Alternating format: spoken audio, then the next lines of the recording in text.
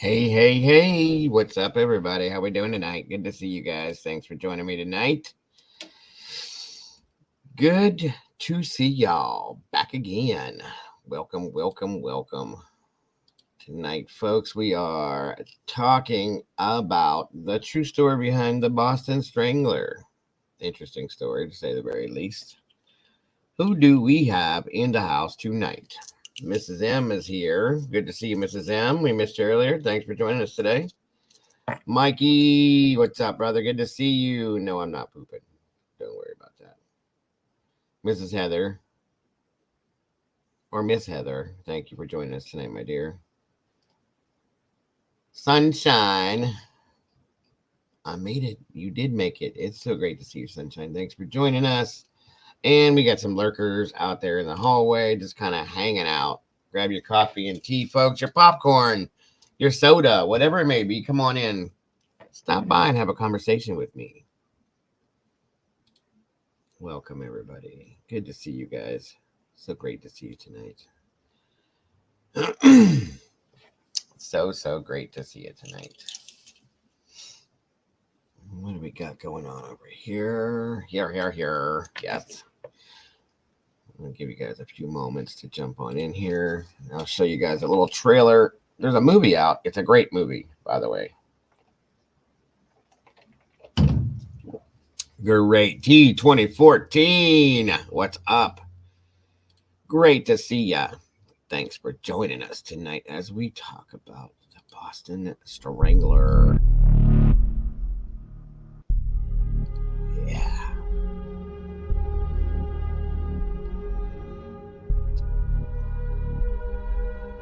Again, folks, remember, soon we're going to be able to start having movie nights here. Sunday girl, good to see you. It has been a while. Good Lord, it's great to see you. Thank you so much for joining me tonight. So great to see you guys. What time is it where you are right now, Miss Sandy?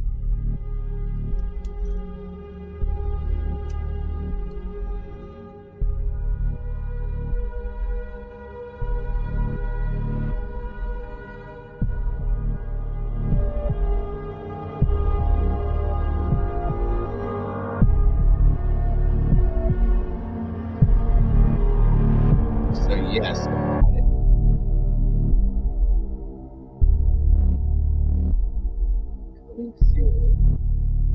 We are gonna figure out a way for us to go to so the movies that we're checking out true stories on, I think we're going to start watching together. I look for thank you so much. It's great to hear that. Miss Karen's here. 10:20. It is late there. Friday. Welcome to Friday. We have our time travelers here, guys. They are in the future. Difficulty on okay. Forgot about that. There we go. Is that better, Miss Heather? Is that better? Miss Heather. There we go. I'll be back to bed in a minute. Okay. You can always lay in bed and listen to me, and I can put you to sleep with my storytelling time about the Boston Strangler. Okay, Heather. Thank you, dear. Gotta love my Heather. Good. I seriously, guys, I would not be able to do this at all if it wasn't for Mama Bear, Heather, and Molly, and Brandy. There's no way. Seriously, they really do more for me. They do not even just in the stuff that they do as far as research and stuff like that. They just keep my head from imploding on me. Seriously.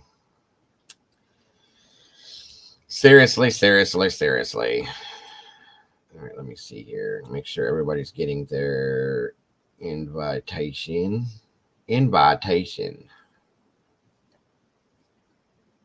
Yes.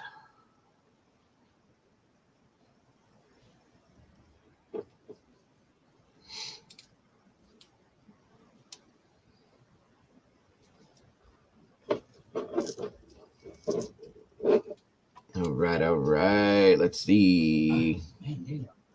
Good to see you all. Thank you all for joining me. Let's see here. And later on, guys, tonight after the show is over, guys, please, if you're not doing anything, if you're bored, head on over to Publicly Buzz. Stevie and Dan are going to be running a show tonight over there. It should be good. It always is. Show a little love. If you haven't checked them out, subscribe to them, Publicly Buzzed.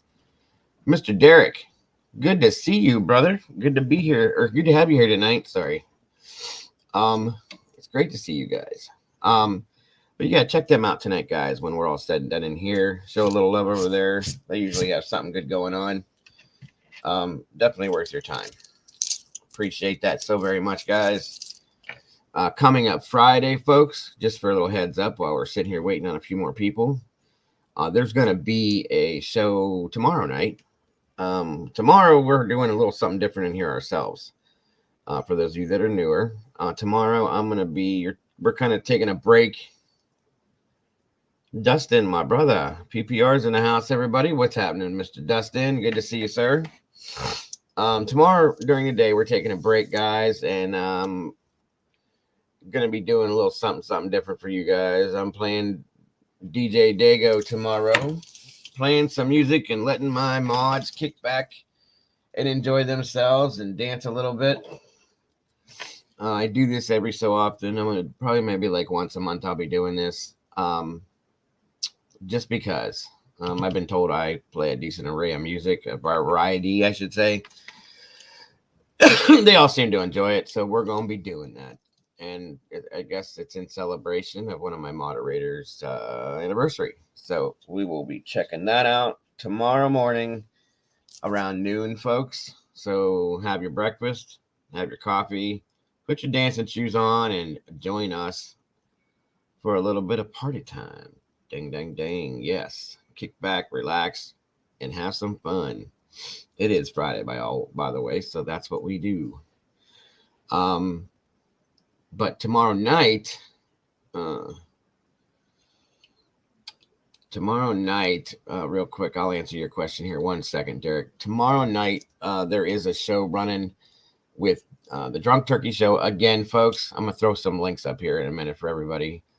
The Drunk Turkey Show is another show that we follow quite a bit.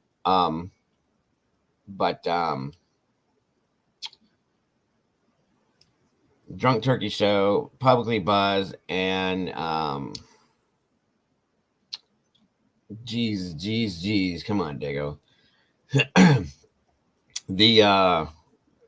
His last name. The last part of his name is Idiot.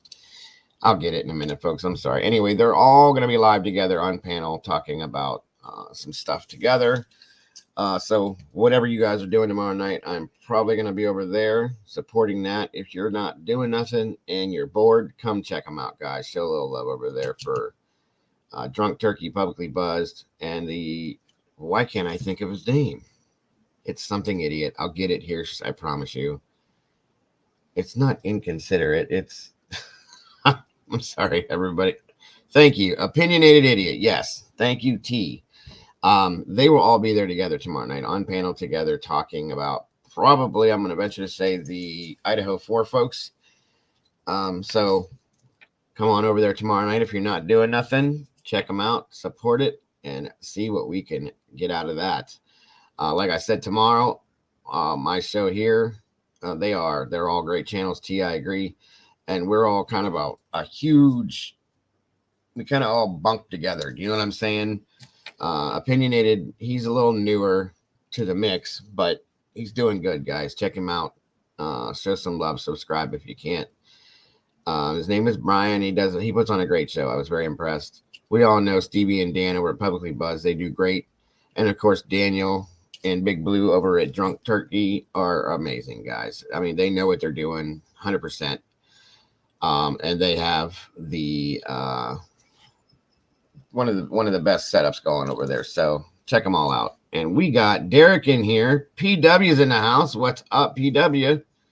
I hope you're doing well tonight. Good to see you guys. Thanks for joining me tonight. I really do appreciate this. Dustin, you as well, brother, always. And Derek asked me Where did it go? Where did it go? Where did it go? Here it is. Dago. Do you do unsolved mysteries? As in that we yes, sir. Yes. Derek, we just did the Black Dahlia 2 weeks ago. A week ago. The beginning of last week we did the Black Dahlia. The Axemen of New Orleans. So what I do in the evenings, Derek, is I do true crime, and we have cases that we investigate during the days. Okay, usually around noon or so. I go live, and that's what we take cases that we're working on, and we talk about them, think tank them, bounce them around, do this, do that. In the evenings, it's called the Midnight Series, and I have been taking Hollywood movies and true crime Hollywood movies, basically bringing them out here, and I tell you guys the true story behind the movie, because a lot of movies in Hollywood are based on true stories, believe it or not. So this is episode 16 today, but for sure. Excuse me. One of my mods might remember for sure, but we did do Black Dahlia. It was one of my favorites. That's why we did it. But so yeah, we do unsolved mysteries as well. Unsolved murders, unsolved whatever. We have cold cases that we throw in here too, like modernized, modern ones. We've done Jack the Ripper. We've done quite a few different versions of some of these stories. So yeah, 100%.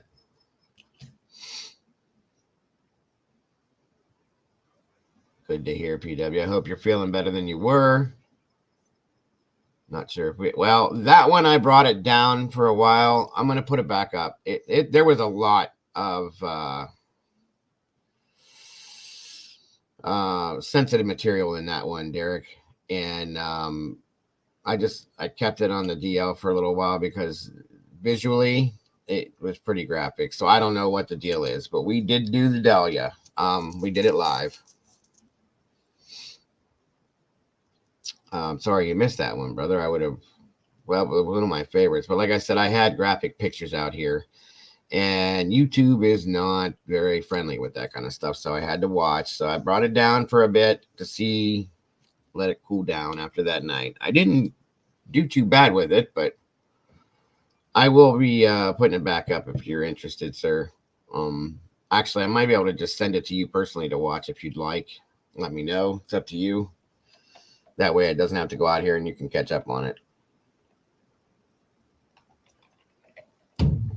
But yeah, we definitely do the unsolved murders for sure. That's one of my passions, to be honest with you. Good to hear, PW. I'm glad to hear that. What am I doing in here? What is that all about? There we go. So come on, everybody, jump on in here. If you would like to hear the story about the Boston Strangler, there's a movie out, folks. It just came out, actually, and I watched it. It was a really good movie. Keira Knightley's in it. She plays the lead in it. And let me give you guys a quick trailer on the movie, and then you know what story I'm talking about. Then I'm going to tell you the truth about tonight. We are, PW. We are definitely doing Jeff. Jeff Dahmer's going to be, I live in Ohio. He was born and raised in Bath, Ohio, literally 25 minutes from where I'm sitting right now. So we're definitely going to be doing the true story behind Jeffrey Dahmer. We're going to show a little bit of everything, guys, that had to do with him. He started here and he ended up in Wisconsin. So we will be covering that story for sure. Any serial killer you can think of, we're pretty much going to hit on it. What is up, Mr. Strike First? Good to see you, little brother. So yeah. And I also, by the way, guys, I ask your guys' opinions in here. Like, if you guys have any ideas as to something, throw it up in chat. One of my mods will jot it down, or me will look into it, get the story going, and I'm sure what we usually do is I usually do a poll, okay? And we pick two out. And whichever one rates the highest on the poll is the one that we do for that week. But we always end up going back to do it again eventually. Sooner or later, we're going to do it because there's so many to do. And I've got so much time to do these. So, yeah, we're going to do them. Yes, we're going to do the Ed Gein story. Mr. Gacy, anybody you can, Richard Ramirez, the Night Stalker. We're doing them all, guys. And there's so many more that you guys probably don't even know about that we're going to hit on. There's a lot, folks. There is a lot. I mean, it's a sad thing, but there's a lot. Pamela. It's so great that you joined us tonight, my dear. It's great to see you. Thank you, Miss Heather. Guys, please, on your way in the door, if you would, leave me some DNA on that like button, please, folks. That way, if I have to, I can come back and find you when I want to. I found a rock band that did a song about Ramirez. It's a good song, but creepy. I think I've heard that, PW. I think I have. No, we haven't done Ramirez yet, but we're going to do him. Come on in, everybody. Get comfortable. Get comfortable. All right, guys, let me show you this trailer for this movie real quick. Again, folks, let me know how the audio sounds for you guys on that side. That way I can fix it. If not, if it's a problem. Okay, let's get this up and a rolling. Oh, man. Okay. There it is. I'll blow it up a bit. The city is for some glamorous, stimulating, prosperous. Only recently has it become dangerous. Cool. PW, I'll have to check that out. Jack, I think I found something. 3 women were strangled over the last 2 weeks. You're on the lifestyle desk. You're not covering a homicide. I think the murders are connected.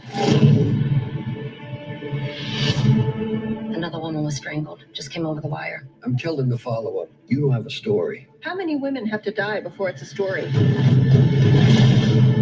They just confirmed number 4. Police aren't talking. Never seen them this tight-lipped about anything. I don't care if it's 1 killer or 4. We're gonna catch whoever did this. Did you have any suspects? Boston police, hands on the wall. We had him. We just let him walk away. Everything lines up with them. His history, the progression of the crimes, everything. You know how many people I've gone down the rabbit hole with? It's a dead end every time with this case. What do you think you're going to find out there? When is this going to stop, Loretta? I need you to call in a favor. Be quick. I don't want to get fired tonight. Any lawyer worth a dime would pick this up. Mama Bear's in the house. What's up, Mama? You really want to use this paper to tear down the police department? If anyone else was blowing it this badly, we'd have This put was it a on the great front movie, page by a the way, long guys. time Great ago. movie. I loved I need it. you to take down an address. If I don't call back in an hour, give it to the police. Loretta. There's more than one lunatic out there, and you're going to get us both killed.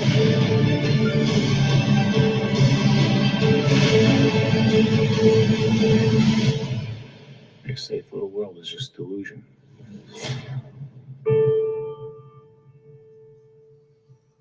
Thanks for joining us, Mama Bear. All right, folks. That's the movie. Boston Strangler. Or should I say Boston Stranglers? Watch the movie. You'll see what I'm talking about. I'll let you in on a little bit of it tonight. What's up, Derp? Good to see you. Thank you for jumping in here tonight. I appreciate you. Thank you, Miss Heather, so very much. Anybody that would want to, please consider supporting the channel tonight. It's a really, really very much appreciated. There are the Venmo, PayPal, and the Cash Apps. I got some things I'm struggling with tonight, and this would definitely help me so very much for anybody that would like to donate to one of those 3 apps. It would help my family in a harsh way, folks. I can't. That's the only way I can put it. I mean, it would definitely help a lot. So it's very much appreciated. I never heard of the Boston Strangler. Can you give me some background story about it? Well, that's exactly what I'm doing tonight, PW. I'm giving you the whole story, the whole background story, the real one. There has been talk about, well, I don't want to ruin it because I'm telling it ahead of time, but I'm going to give me a few minutes to give some more peeps some time to jump in here. I'm going to tell you the whole deal. All right, PW. Who is Derp? I'm Derp. And Mama's Derp. Night. I'm off. Oh, all right, Karen. Well, thanks for stopping in to say hey. Appreciate you.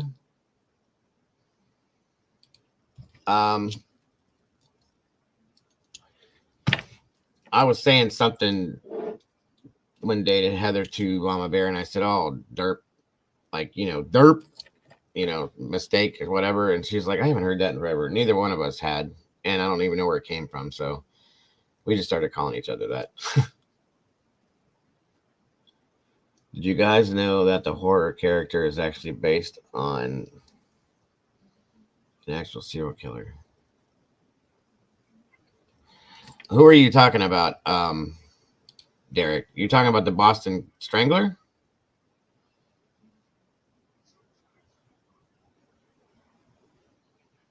Is that who you're talking about? Or are you talking about somebody altogether different?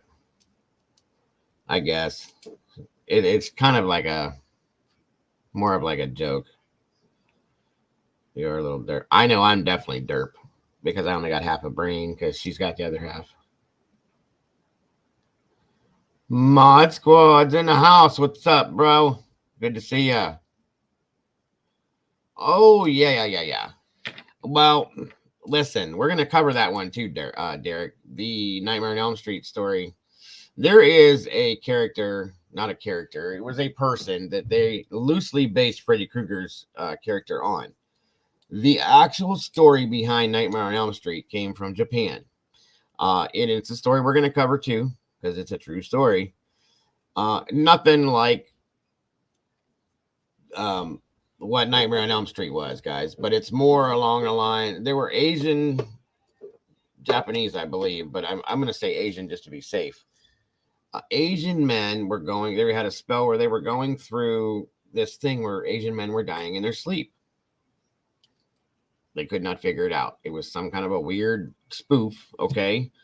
And so that is where Wes Craven read the story one day and was like, and he put his evil little crazy twist on it and came up with Nightmare on Elm Street.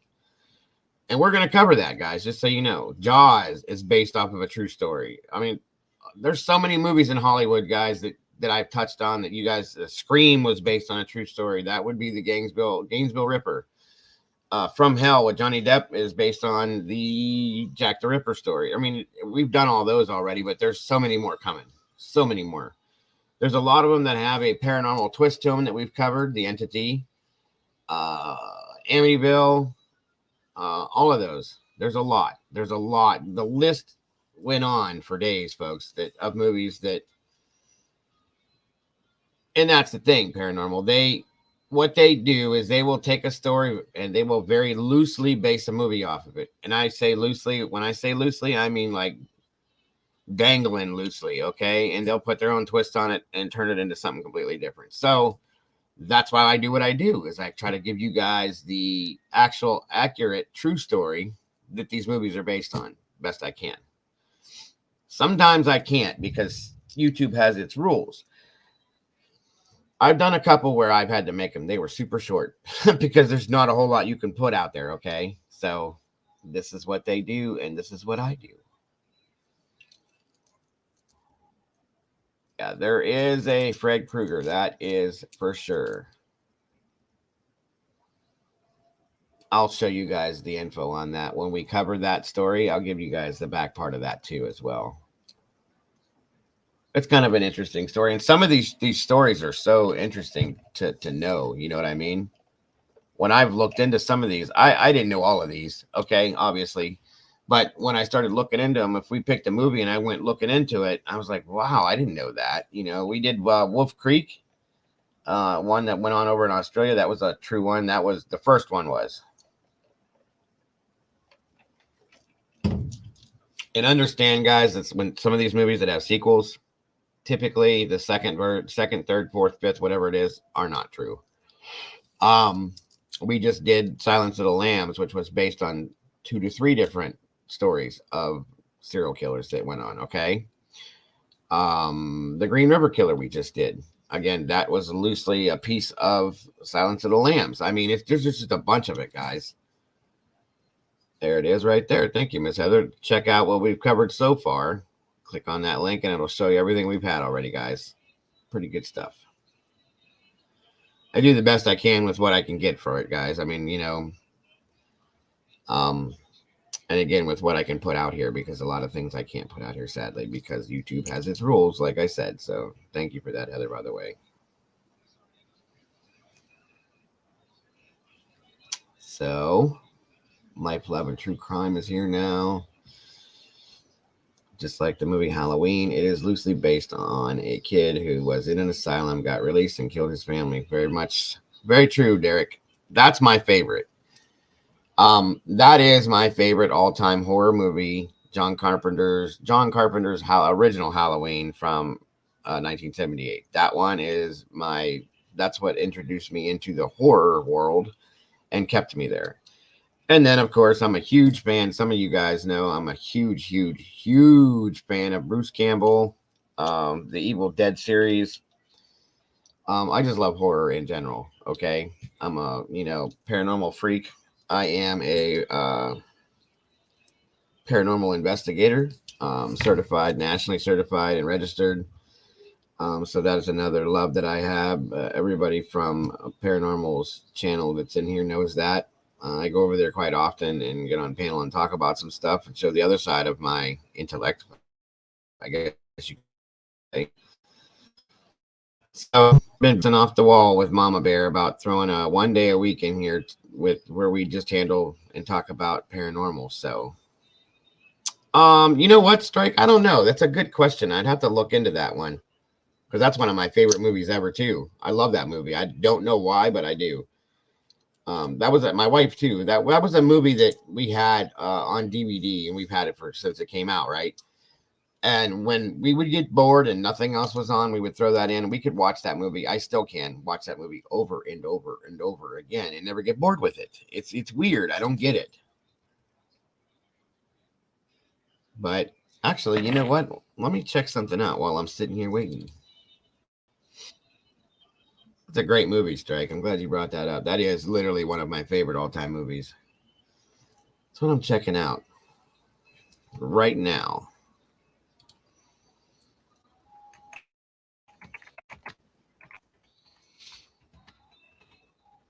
For whatever reason, I'm a fan of Shia LaBeouf, so I don't think that's why I like that movie. I like that movie.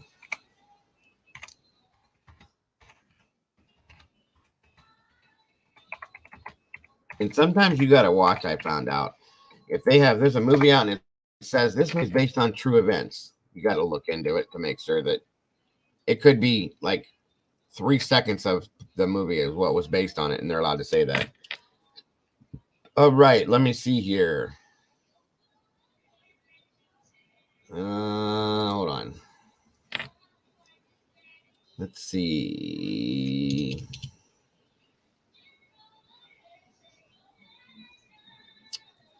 Disturbia is a 2007 American neo-noir psychological thriller directed by DJ Caruso, and written by Christopher Landon, Carl Ellsworth.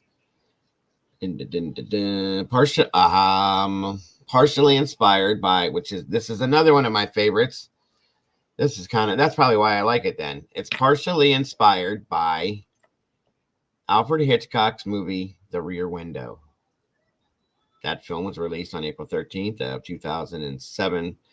I like the original one from back in the 60s. Hold on a minute. Does it say?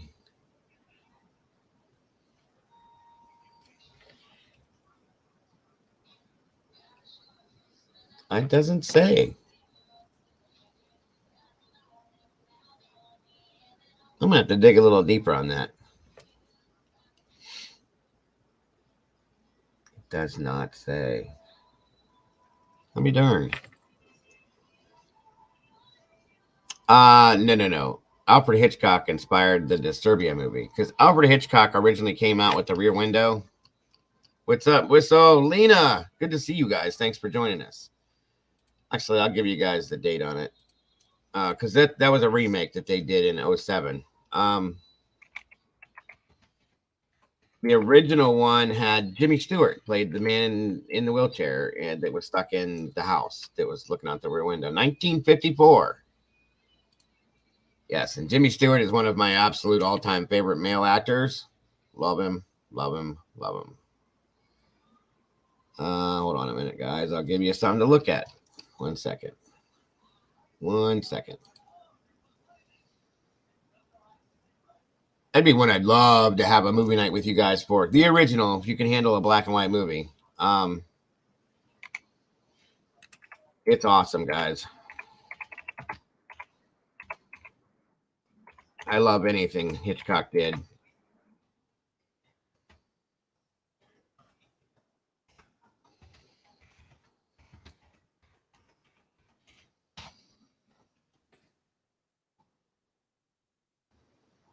Yes, yes, yes.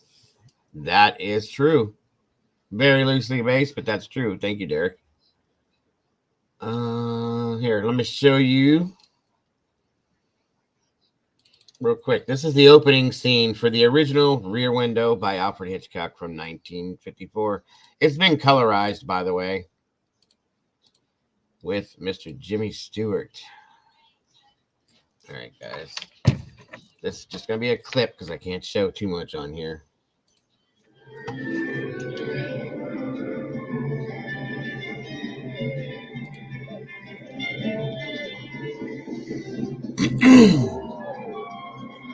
Shame, shame, shame.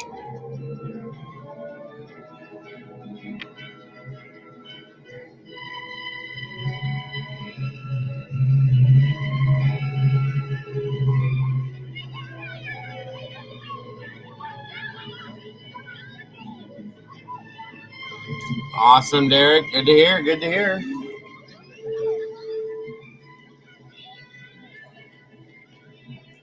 There he is, the man, the myth, the legend, Mr. James Stewart. Same guy that was in, oh my God, my favorite Christmas movie of all time. I don't understand what's wrong with me. I can't think tonight. Anyway, he's in that Christmas movie. It's a Wonderful Life. There it is. Sorry. Jimmy Stewart was probably one of the all-time best male actors ever. Ever. Come on, come on.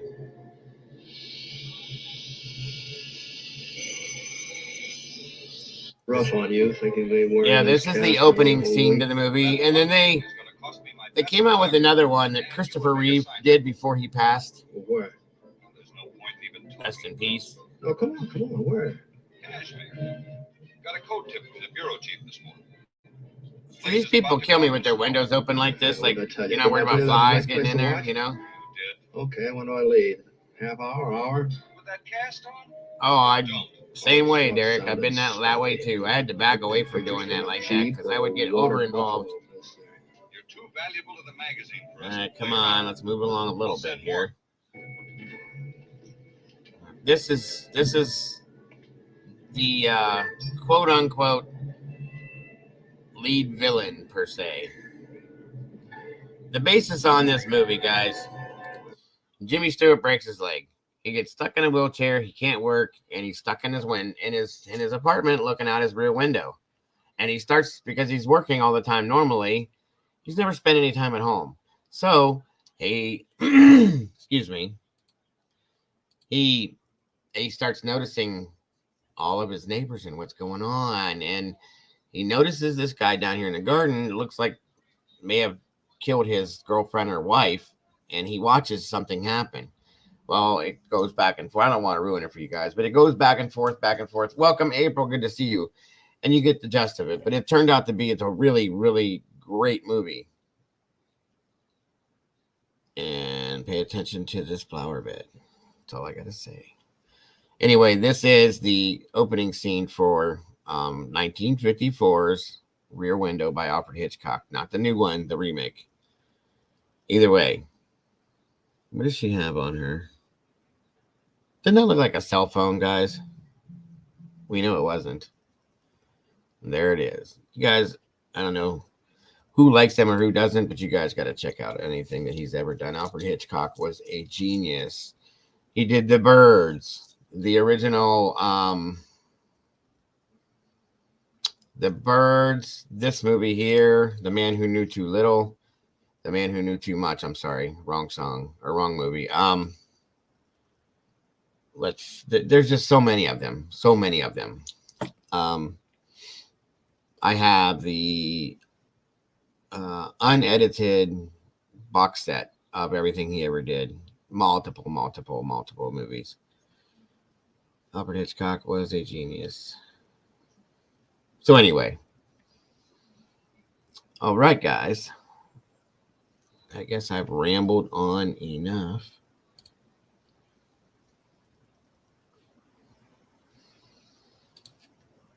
I have between 250 to 500 books on a variety of subjects: paranormal, supernatural, history, ufology, cryptids, conspiracy, serial killers, psychological, angels, demons, falls. All right. All right, sir. Awesome stuff. I have a lot of books as well. I really do. Of course, my favorite author, Stephen King. I own everything, I think, just about that he's written. We have a lot of books on my wife and I. Like I said, we're ghost hunters. And I'm a paranormal investigator. My wife is a medium, sensitive, whatever you would like to call her. So we have a lot of demonology books, ghost hunting books, stuff like that. I don't have anything on UFOs really. I don't have any books on serial killers, but I do have a lot of knowledge and research on them. So again, yes, thanks to Miss Heather. My lovely moderator, my amazing moderator, Miss Heather, has started her own channel called Simply Heather X. Please give it a little bit of thought. Check it out. Show some love and subscribe to her, guys. She deserves it. She's a hard worker. She does so much for me. So please check her out. Sherry is in the house. What's up, sis? Thanks for joining us tonight. I only owned 3 books on Wiccan Books. I am trying to recollect the books I lost. Oh, I got you, PW. No worries. I've lost a lot of books too, to basement flooding and stuff like that, very sadly. So, all right, guys. By the way, Sherry, did something happen to your Twitter? I've tried to send you messages on, and it says something about Sugar Daddy, where your Twitter account was. I don't know what happened, but it does not allow me to send you messages anymore. Thank you for subscribing to Miss Heather, Sherry. I appreciate that. As does Miss Heather.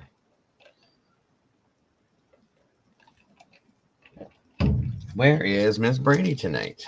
Larry's in the house. What's up, sir? Good to see you. Thanks for joining us tonight. See, I like this way I wait around a little bit.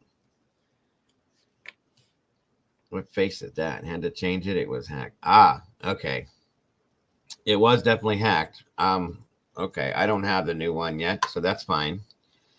You can always go in there and request me with your new one, and then we'll be good. My ex-husband burned them, so I'm trying to recollect. I'm sorry to hear that, PW. That sucks. That's horrible. That is horrible. All right. There you go, Heather. I'm going to have to watch Rear Window now tonight. Dang it. That's one of my faves, guys. It really, really, really is. Again, guys, we are covering the story behind the Boston Strangler tonight. For those of you that don't know what it is, there's a movie. Hulu's got a movie, and I found it on a couple other places too. And it's about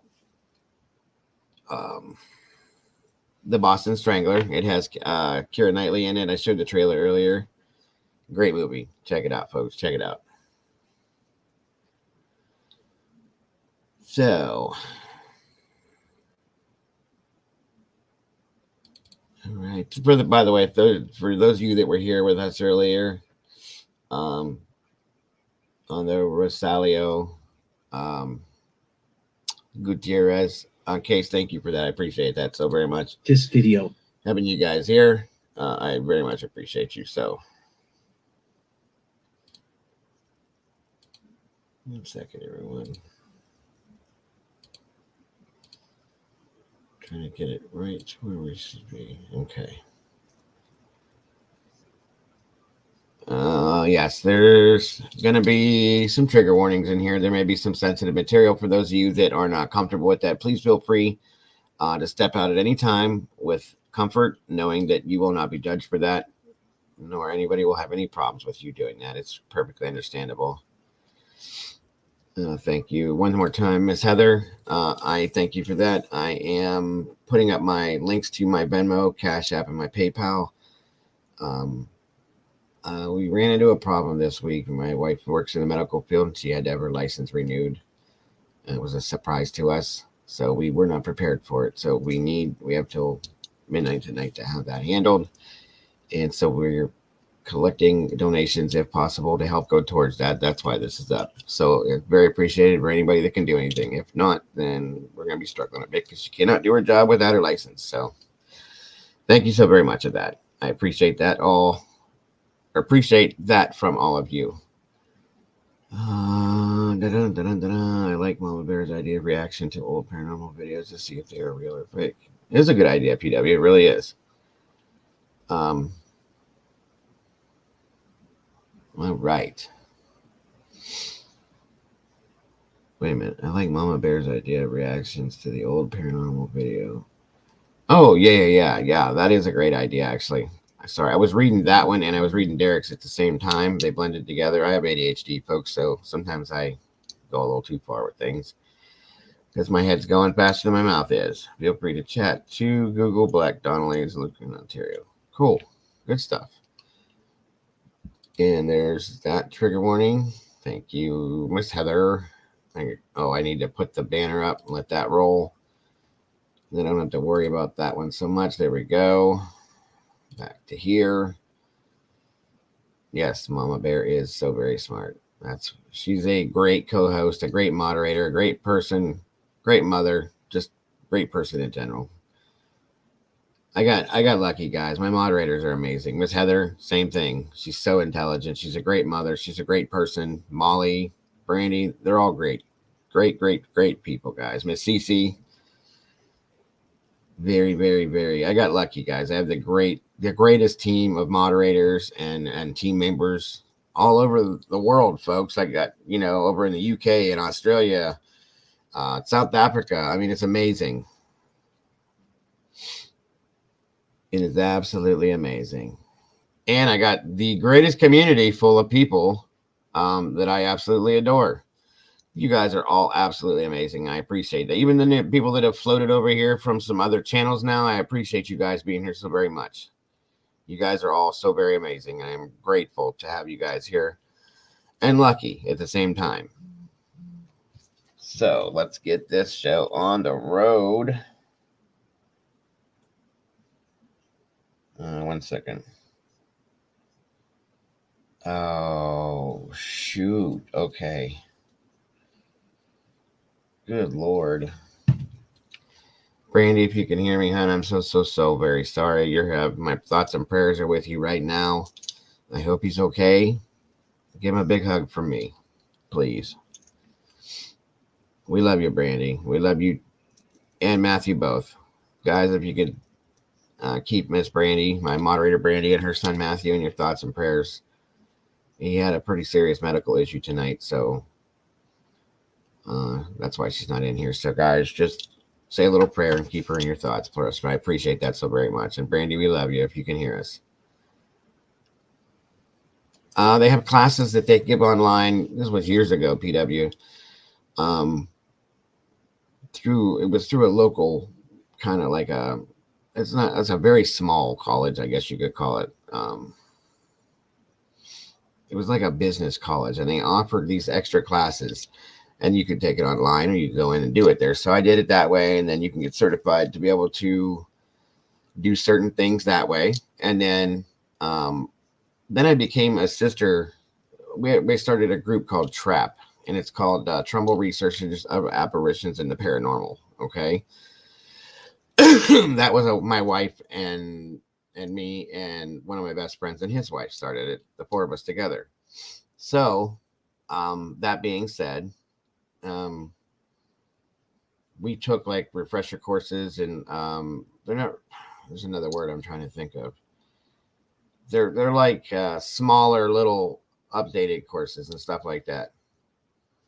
And it would just keep adding to what we were learning, so on and so forth. Well, then we became a sister channel, not a channel, a sister group to another group that was out there called TAPS, that had the show Ghost Hunters, and we registered underneath their name nationally and became nationally known. I mean, we weren't known by everybody like they are, but and they helped us with a lot of different things, but most of it was just online courses. It took 9 months to get it all, and I have a certification somewhere around here that's like in a little frame. I get a little card for my wallet and all that kind of fun stuff. So pretty cool. But and then my wife became an ordained minister as well. Kind of helps out with what, we do in some senses. We don't really do it as strongly as we used to anymore because we had done a investigation at this one place and came home from it, and something happened when we were there. So I started the group because I'm a big skeptic. Okay, I always try to find the scientific or the logical answer to everything. So something happened when we were there, and then I came home. We had an interaction with something, and it just seemed really weird and off, and I got nauseous. Like sweaty, clammy. Came home, and I felt like I had the flu for like a week after that. Okay. And I was talking to somebody else that was in our group because we had quite a few people in our group. And he said that he thought that something may have attached itself to me. I'm like, okay, well, whatever you say, And I had some weird dreams and weird thoughts and stuff that week. I wasn't feeling well. So I said, you know what? I had grandkids coming around and stuff like that. And I said, yeah, maybe it's time we take a break from this. And that's what we did. I still do stuff. I'll get people to send me things and videos to go over here and there. But I've avoided it. We're going to get back into it come summertime. We're going to be doing more, but no, by any means, I don't feel uncomfortable at all, PW. I appreciate you asking me. Nobody really asked me about me like that, so I like that. I had to be honest with you. I didn't think anybody cared, so thank you for that. I appreciate it. So, oh yeah, they were back in the old days. They were better when they first started, but so yeah, that's how it happened. But anyway, let me get you while you guys are here. Get this up for you guys. We can talk more about it after the fact if you'd like to. I like talking about the paranormal stuff. I love it. All right, let's see here. Oop, it did work. Darn it. Hold on, guys. 1 second. Sorry. Oh, yeah, I remember Sylvia Brown. Yes, I do. I remember Miss Sylvia Brown very well. Yep, she was on Montel. That's right. What's up, Tony? Good to see you, bud. It's been a minute. Haven't seen you in quite a while, actually. Hope you're doing well.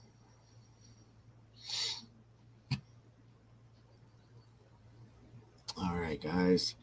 Again, please let me know how the volume is for this. All right, we have that blown up. Let me get you subtitles just in case.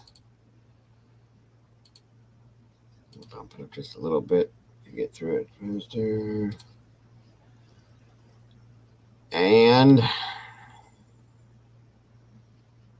I think we are off. Here we go. To subscribe to the channel. Let's continue the story now. The first Let me know how it sounds, guys. Strangler was committed on June 14, 1962. What's up, Kat? The victim was Thanks for joining us tonight. Oh my God, it's great to see you. It was initially great to see you, Kat. Thanks for jumping in. Kat is from Paranormal's channel, Dustin's channel, guys. I got quite a few of them in here tonight. I appreciate you guys. Yeah, I figured that out, Heather. Thank you so much, hon. I'm going to fix it next when I start it back up. It's great to see you, Kat. Thanks for joining us tonight. All the rest of you guys, too. I really appreciate you guys. Well, hang on, guys. Enjoy the ride. I hope you learn a little something tonight. Welcome, Kat, by the way. She is again from Dustin's channel, Professional Paranormal Research, as is, um, where did they go? Paranormal Witch is as well, and so is Derek.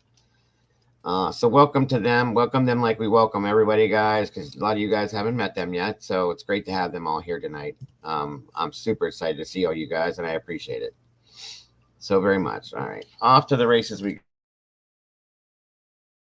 attributed to a suicide, but was then believed to have been the result of a botched robbery, even though several pieces of jewelry were found at the scene. Welcome, Michelle. Between that day and August 30th, 5 more women were killed. The second, an 85-year-old, died of a heart attack while her attacker was trying to strangle her. All of those victims were middle-aged or elderly, the youngest being 55. The Strangler then appears to have stopped killing for a few months, returning on December 5th. During this second round of murders, the victims were usually in their late teens or early 20s. At the last crime scene, that of Mary Sullivan on January 4, 1964, the killer left a Happy New Year card propped up against her left foot. During the investigation, 2 psychics got involved with the task force in charge of the case, the Strangler Bureau. The first, Paul Gordon, was an ad copywriter said to have ESP powers. He made a description of the killer of Anna E. Sleezers which fit Arnold Wallace, not his real name, a mental patient held at Boston State Hospital who had escaped on several occasions, most of which coincided with the Strangler murders. When he was consulted about the 7th Strangler murder, that of Sophie Clark, he, surprisingly, displayed detailed knowledge of her apartment and made a description that fit Louis Barnett, who was an initial suspect in the murder. Nothing concrete came out of Gordon's advice. The second psychic, Peter Herkos, was a well-known career psychic. He claimed to have assisted in the investigation and is confirmed to have been in Boston at the time of the investigation and to have spent time with the police, but a few days later, he was arrested for impersonating a police officer in order to gather information and later convicted of it. James A. Brussel, who previously had made a spot-on profile of the mad bomber in New York, aided the authorities. Unlike many contemporary and later psychologists and psychoanalysts involved in the case, he asserted that the murders were the work of a single man, attributing the changes in his behavior to changes in his regular life. In November of 1964, a convicted burglar named Albert DeSalvo was caught for an unrelated series of attacks and confessed to the Strangler murders. Albert Henry DeSalvo was born on September 3, 1931 in Chelsea, Massachusetts.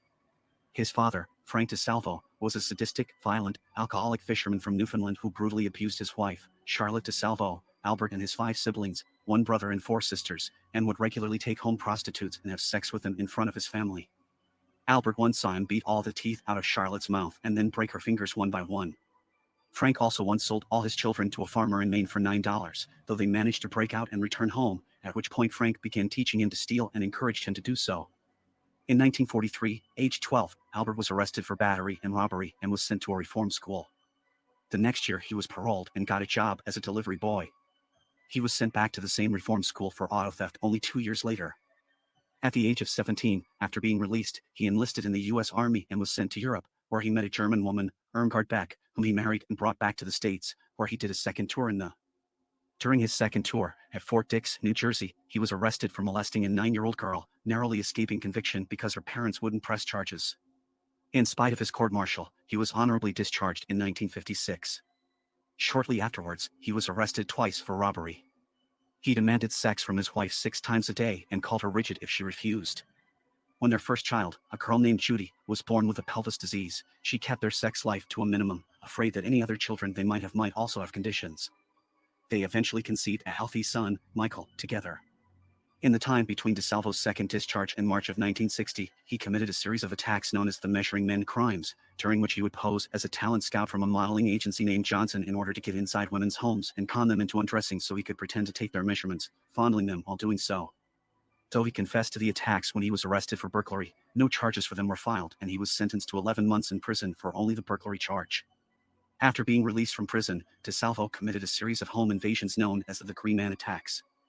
Dressed in green work clothes, he would break into apartments belonging to women, tie them to their beds in a spread eagle position at knife point, sexually assault them, and leave. A victim who was attacked on a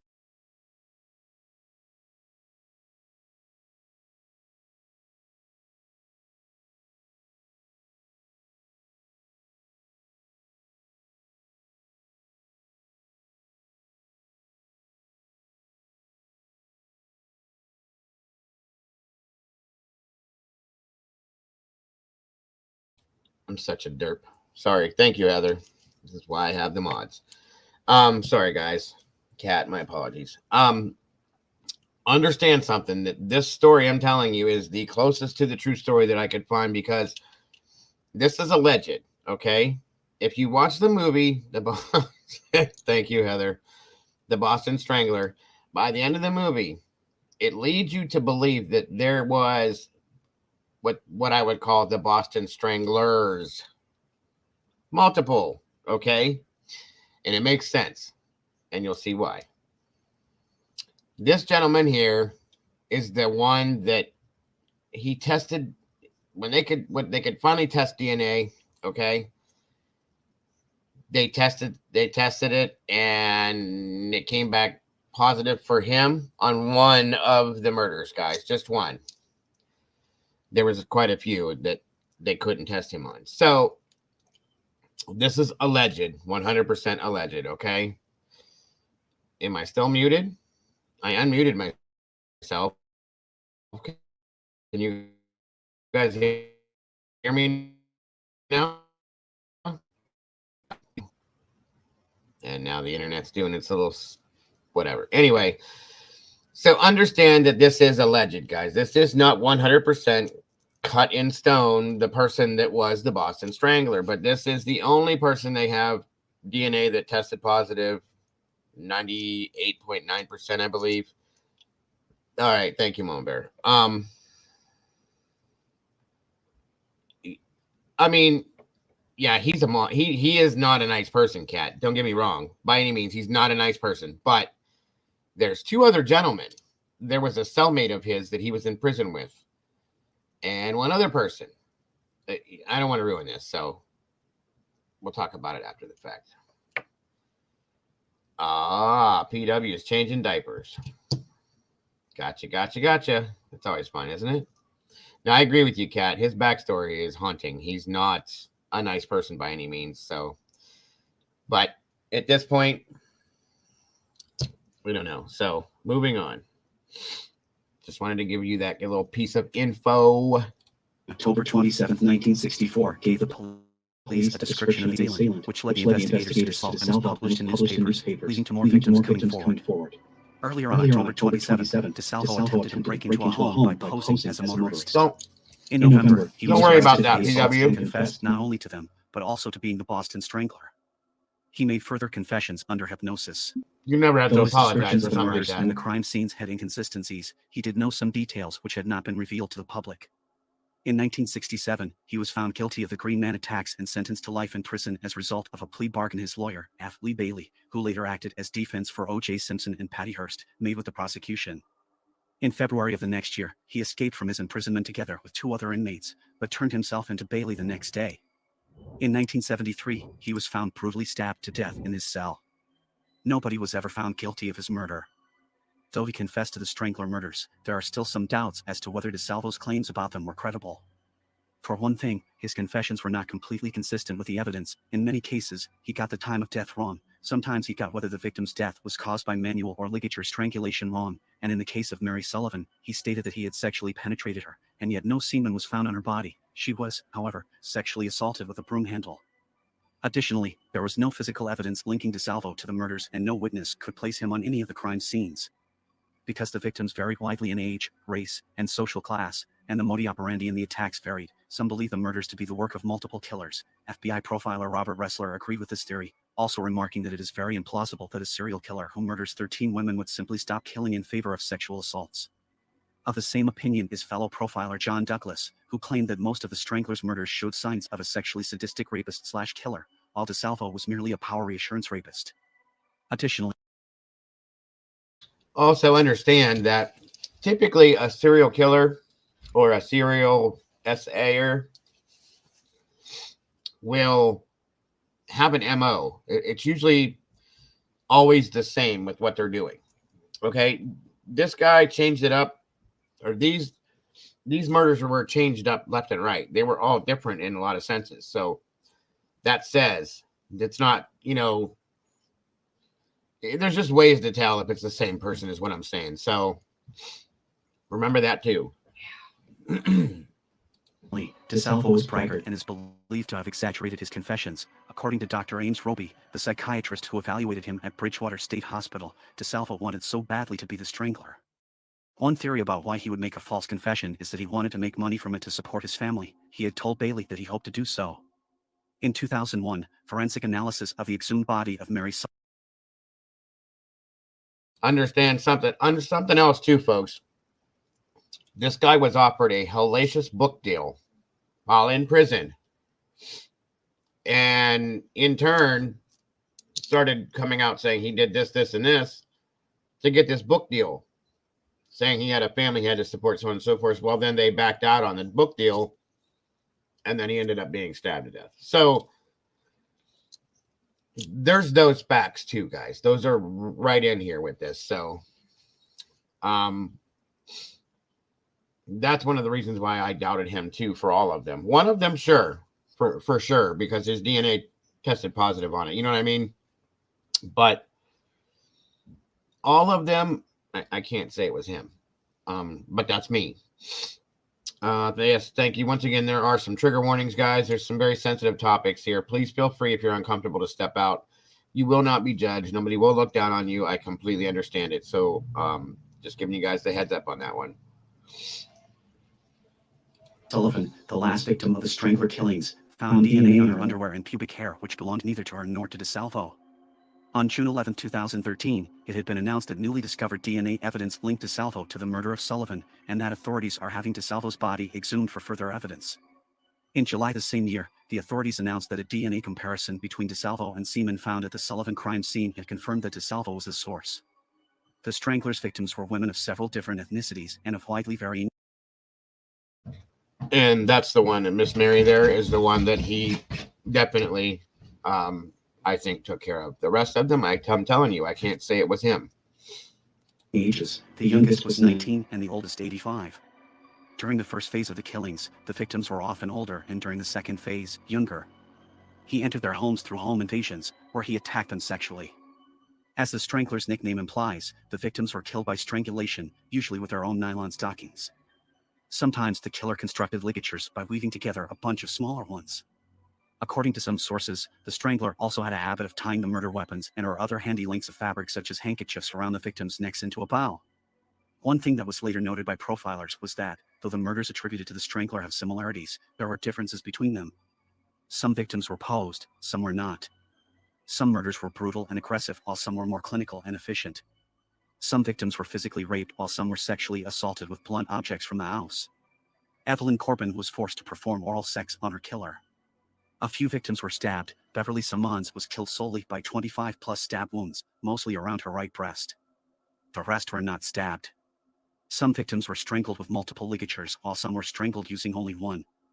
One victim, Ida Erga, was killed by manual strangulation. Known victims: 1962. June 14, Boston, Massachusetts. Anna E. Sleezers, 55, sexually assaulted with an unspecified object, non-fatally strangled with a belt, fatally strangled with the cord of her bathrobe, and tied it around her neck post-mortem. June 28, Boston, Massachusetts. Mary Mullen, 85, indirectly, died of a heart attack when he attempted to strangle her. June 30th. Boston, Massachusetts. Nina Nichols, 68, sexually assaulted with a wine bottle and strangled with a nylon stocking, tied 2 stockings around her neck post-mortem. Lynn, Massachusetts. Helen Blake, 65, sexually assaulted and strangled with a nylon stocking like the previous victim, tied the nylon and a bra around her neck post-mortem. August 19th, Beacon Hill, Massachusetts. Ida Erga, 75, sexually assaulted and manually strangled. A pillowcase was tied around her neck post-mortem. August 30th, Boston, Massachusetts. Jane Sullivan, 67, sexually assaulted and strangled with her nylon stockings. December 5th, Boston, Massachusetts. Sophie Clark, 20, sexually assaulted and strangled with her nylon stockings and a petticoat. December 31st, Boston, Massachusetts. Patricia Bissett, 23, raped and strangled with a ligature made of several interwoven nylon stockings and a blouse, was 1 month pregnant at the time of her death. 1963. March 9th, Lawrence, Massachusetts. Mary Brown, 69, raped, stabbed in the breasts with a fork, and strangled, fatally bludgeoned with a pipe. May 8th, Cambridge, Massachusetts. Beverly Simmons, 23, stabbed 4 times in the neck and 22 times in the torso. 2 scarves and a nylon stocking were tied around her neck post-mortem. September 6th, Salem, Massachusetts, Evelyn Corbin, 58, raped, forced to perform oral sex, and strangled with 2 stockings. November 23rd, Lawrence, Massachusetts, Joan Graff, 23, beaten, raped, and strangled with 2 nylon stockings and a black leotard. January 4th, 1964, Boston, Massachusetts, Mary Sullivan, 19, sexually assaulted with a broom handle and strangled with 2 scarves and a nylon stocking, then them around her neck post-mortem. As we wrap up our look at the case of the Boston Strangler, we're reminded of the profound impact this series of murders had on the city of Boston and the nation as a whole. We hope that our exploration of this case has shed some light on this chilling chapter in American history. Don't forget to like and subscribe to our channel for more true crime content.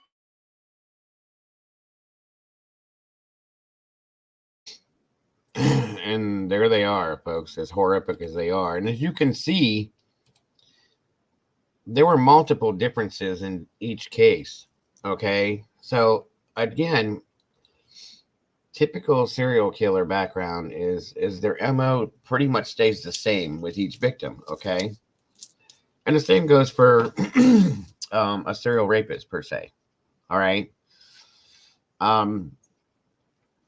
Whoever did these was just disturbed, just absolutely disturbed. These poor women, the things they went through, and at the ages that some of them were 75, 80 years old. I mean, this is somebody's great grandmothers. Okay, that's what's going on.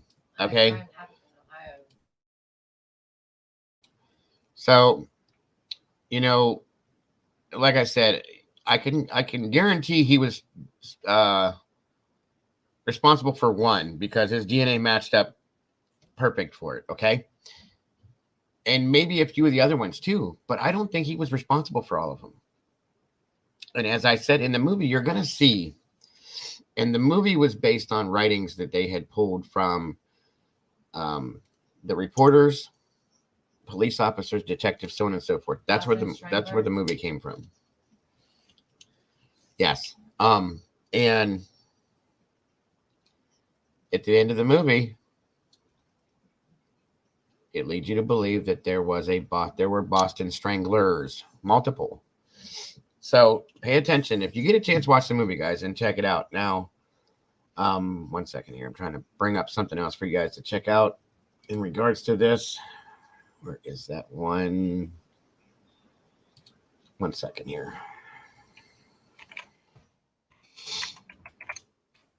I got my downloads.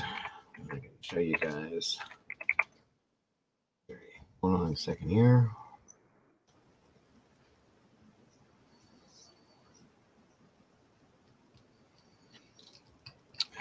Let's see here.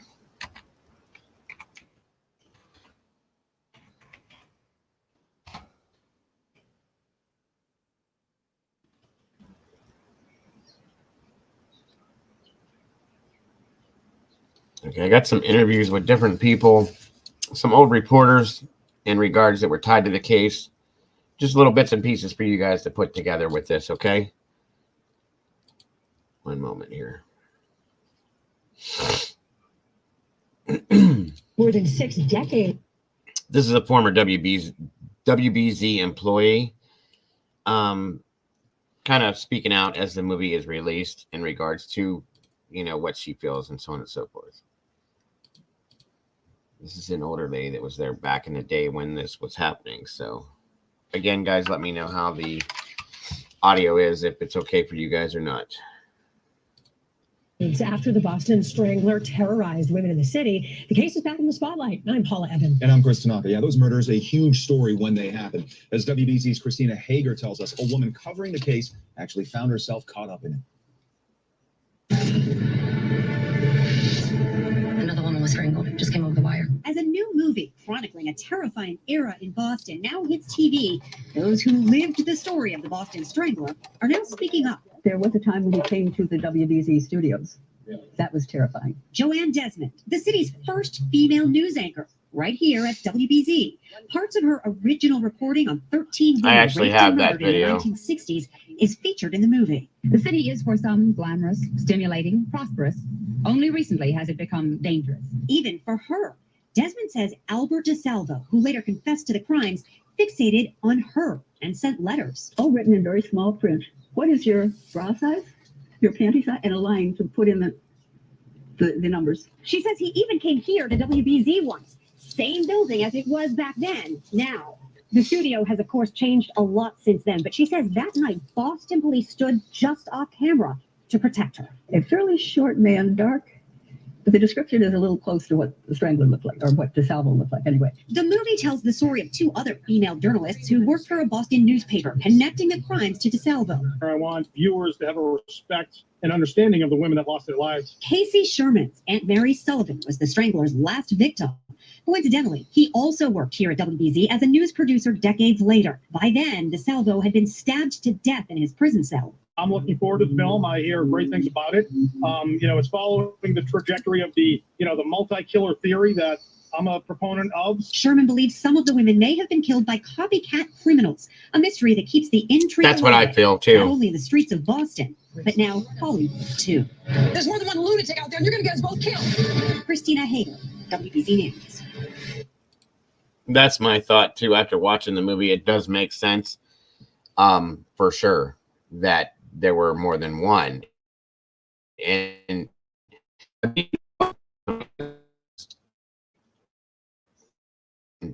like I said, one and maybe a handful more, but I think there were copycats that started bouncing out and doing this.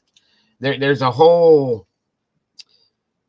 theory in the movie about money and his prison cellmates, and just, you have to watch it, guys. I'm not going to ruin it. It's a really good theory in there. Let me give you that archived report. For city living. 1 second here. This is when the 10th victim had been attacked and sadly passed. This is what that lady that we just saw, this is what her report was on, and this was then live, and like they said, one of the first female reporters ever, because back then that was unheard of. I don't know why, but you know how times were back then, guys. It was sad. So, For city living. It would have made a frightening Hitchcock thriller if the crimes hadn't been real. A killer was stalking Boston women, raping and strangling them. In the most grotesque manner, he would display his work, and he always left a bizarre calling card, a nylon tied in a granny knot around the neck of each victim. They were devastating crimes. They compare, in the annals of crime, they compare absolutely with Jack the Ripper. Perhaps even worse, because they were quiet and they were deadly. The Strangler's first victim was Anna Sussex, I agree. a 55-year-old Kat, divorcee, brutally beaten and strangled while a parade passed down her Back Bay Street. From June 1962 until January 1964, 10 more women would die the same way. They were young and old, black and white. As the number of victims grew, police became more and more frustrated. And that was one of the main reasons, guys, why it came up that, again, most serial killers have an MO. They go for blondes with blue eyes. They go for brunettes that are large busted, or they go for really skinny women that were small busted, excuse my or just black women or Asian women. But that's typically what an MO is for a serial killer. This guy or these guys is in my thought process went for whatever. As you see, it was a black, white, young, old, fat, skinny, whatever you want to call it. There was nothing. So that's how I know that this guy didn't do all these, and that there were copycats, as well as the theory about his cellmates. So something's off with this, but I will say that Mr. DeSalvo did commit at least one for sure, and in my opinion, probably a handful or so more, sadly. But sorry to interrupt this. No woman felt safe. An intense investigation ensued. Police even brought in a psychic, but their efforts brought no hard leads. It wasn't until 11 months after the last strangling, purely by chance, Cambridge police arrested a conman and rapist named Albert DeSalvo on unrelated charges. DeSalvo confessed to be the strangler. Attorney F. Lee Bailey came in to defend him. DeSalvo related details of the crime no one but the killer could have known. Even though DeSalvo had confessed, police had no hard evidence tying him to the stranglings. These were the days before sophisticated fingerprint and DNA tests. DeSalvo was convicted on unrelated rape charges and sent to jail. Some investigators... Yes. White. Reporter John Henning covered the Strangler story. I think he did some of them, but I think there were some copycats, and I think a man named George Nasser, who was Albert's cellmate. That's the other guy right there. Too. Some of the attorneys always thought that. F. Lee Bailey did, who defended DeSalvo in the crimes that he was convicted for, the assault. Albert DeSalvo was found dead on this cot, stabbed 20 times by other inmates. But before his death, Boston detectives recorded several hours of tape with DeSalvo. In one section, he pleads with psychiatrists to examine him and analyze his behavior. A chilling message from the grave now about his perverse but never understood mind. Some idea might be gotten out of what happened to me, that this will help only one who will accomplish something. There are many out there. There are many fathers and sons out there that are Albert DeSalvo's at a given time.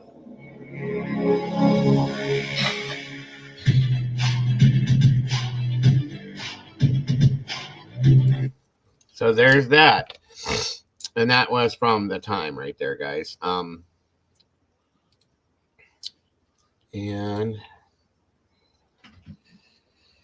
one moment here.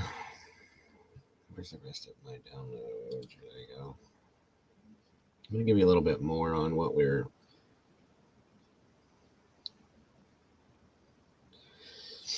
Again, George Nasser was his cellmate, okay, when he was in prison. And it's thought that this gentleman here was also one of the stranglers. So tonight, an I-Team exclusive. Make your own decision, folks. What you think. Look into it. Really interesting, to be honest with you. All right. Crime that has haunted Boston for more than a half a century. The Boston Strangler terrorized the city. Albert DeSalvo confessed to the murders, but some doubt that he's the real killer. In a rare jailhouse interview, Cheryl Fiandaca sat down with his cellmate and the first person to hear DeSalvo's confession. The grisly headline-grabbing crimes, and some comparing the Boston Strangler to Jack the Ripper. In the annals of crime, they compare absolutely with Jack the Ripper, perhaps even worse because they were quiet and they were deadly. 13 women sexually assaulted, some raped, and all strangled with a piece of their own clothing.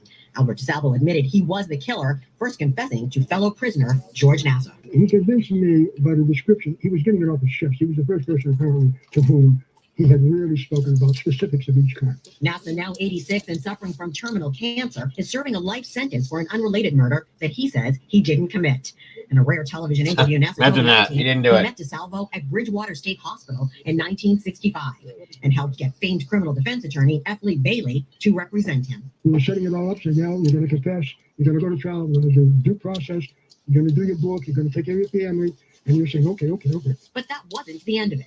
News reports Thank from you, that Heather. time suggested because there were so many different victims, DeSalvo may not have been the only strangler. They were young and old, black and white. As the number of victims grew, police became more and more frustrated. No woman felt safe. Some investigators began to think of Nasser as a possible suspect. Are you the real Boston Strangler? Of course not. If I had been, theoretically, on the score with Al, we were in criminal conspiracy together, and I found out that he was murdering women and getting away with it, I'd have given him a quick and painless death right there. Nasser says DeSalvo desperately wanted to be famous, and although he was never charged or convicted of the stranglings, Nasser has no doubt he was the strangler. Oh, yeah, positively. Okay. DeSalvo appeared to relish his notoriety, and I obtaining never-before-seen photos and this video of the leather bags and jewelry he made in prison. We were getting necklaces. He called them chokers. Big funny, big laugh. Everyone had a big laugh. I didn't find that funny at all. DeSalvo was stabbed to death in prison. No one was ever convicted in his death. Cheryl Fiandaca, WBZ News. So that was his cellmate while he was in prison before he was stabbed This to death. video explores the chilling case of And the again, Boston Strangler. He was stabbed to death, obviously. You don't harm women or children and go to prison and think you're going to be okay with it. You know what I mean? They're going to get you. So welcome back, PPR. Good to see you, brother. Tonight, an I-Team exclusive. All right, Crime has haunted Boston for more than a half a century. The Boston why is it Strangler still playing? terrorized. Sorry, folks. Now, where are we at here? Okay. One moment here. This is what the movie doesn't show you, supposedly. Okay, guys? Back in... What? Bear with me. This is the stuff it says. Basically, the way it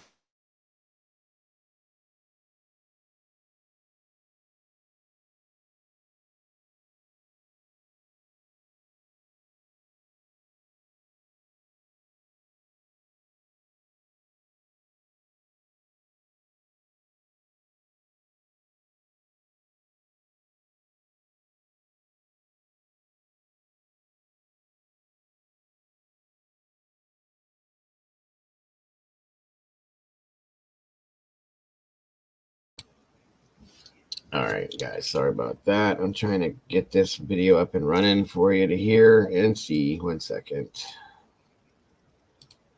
All right, this is, again, it says what Hulu wouldn't show you or didn't show you is what it's listed as, and stuff that they didn't put into the movie.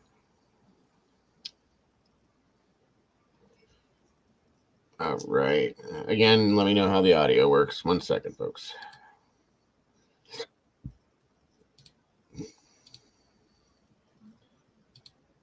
All right, that does work that way. Okay. And we're in. All right, cool. 1962, women in Boston were terrified of answering their door. When the Boston police started to find women strangled, a new turn in criminal history was born. All 13 women died, assaulted, and strangled before there was a Son of Sam or Ted Bundy. There was a Boston Strangler, and this is his story. Welcome to Crime Site. Let's get started. Even though the series of murders of 13 innocent women are based in Boston, the story starts in Cambridge, Massachusetts.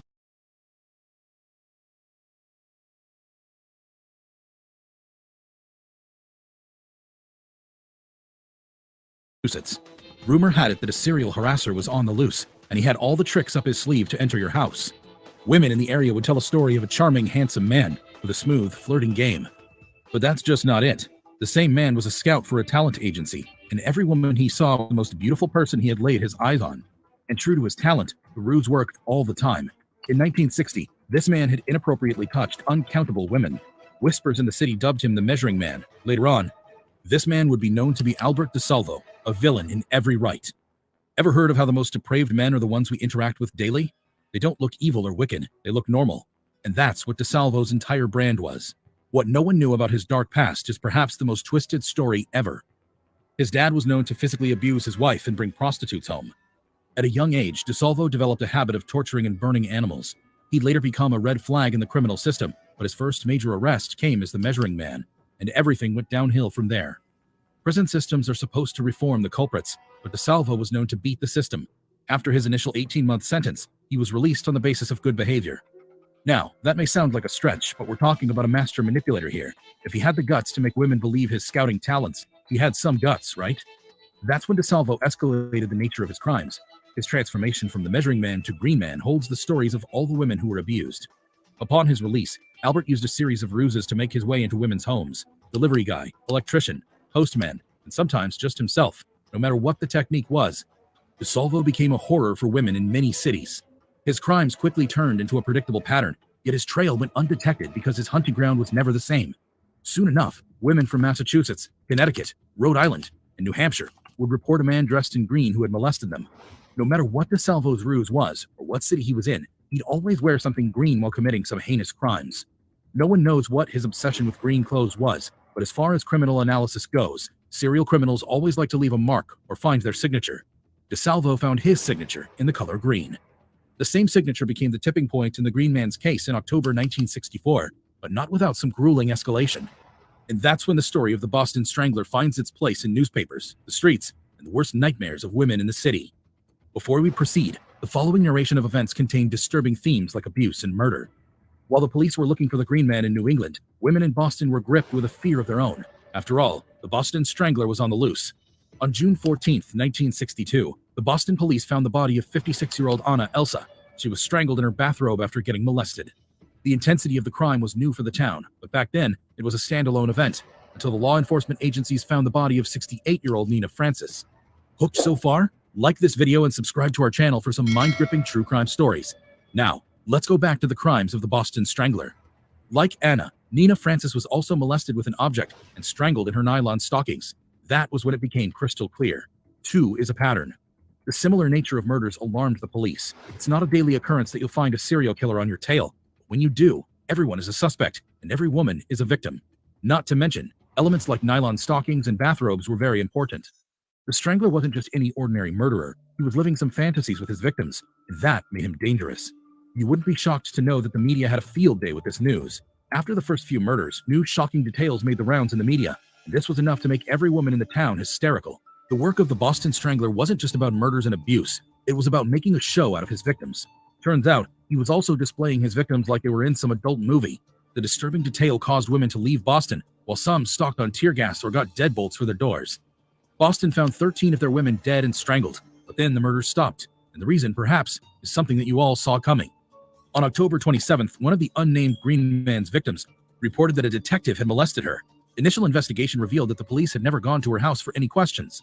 After the woman described the physical appearance of her attacker, all of the fingers pointed toward our classic villain, Albert DeSalvo. That's when the world got to know that he had broken into 400 homes and abused 300 women. But wait, sure, the Boston murder stopped, but the culprit was never arrested. And that's when the case of DeSalvo gets twisted. Out of his own free will, he confessed to committing the Boston murders. Nope, the story doesn't end here. If anything, the plot thickens. In captivity, DeSalvo had befriended George Nassar, a fellow murderer. Interestingly, the Boston murders had also started when Nassar was out on his first parole. He also had a knack for going after women. So, there's a lot of strangling. Now, that is a point that I was trying to make.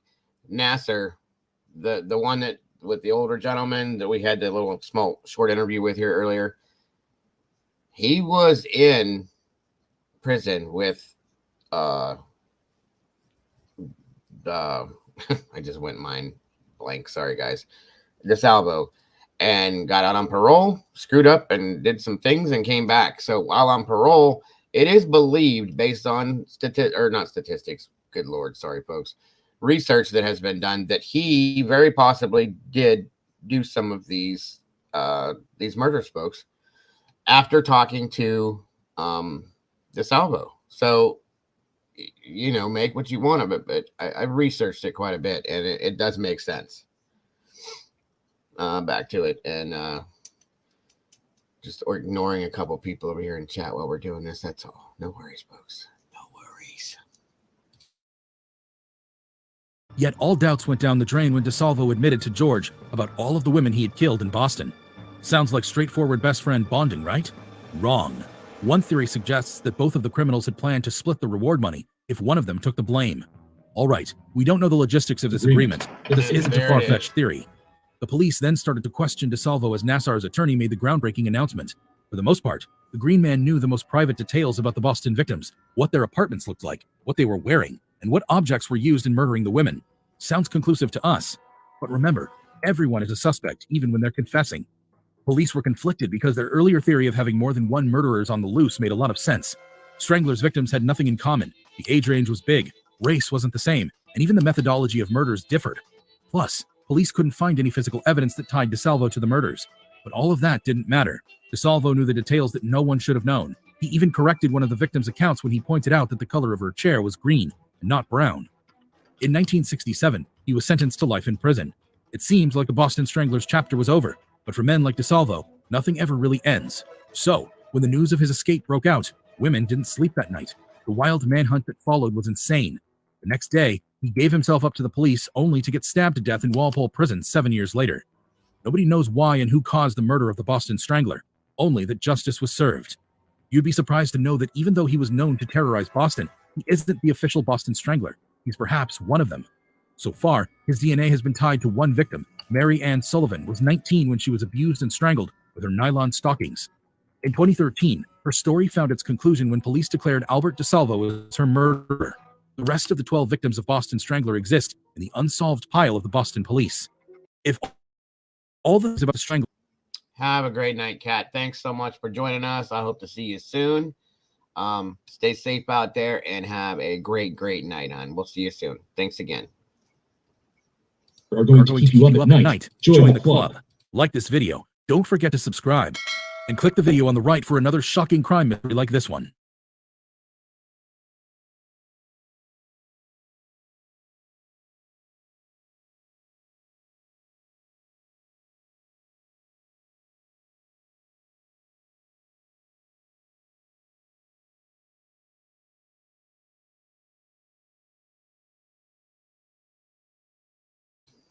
All right, guys, and there it is. Again, guys, if you could please leave me some DNA on that like button. I appreciate that. And those are the reasons why it's thought that he is not the only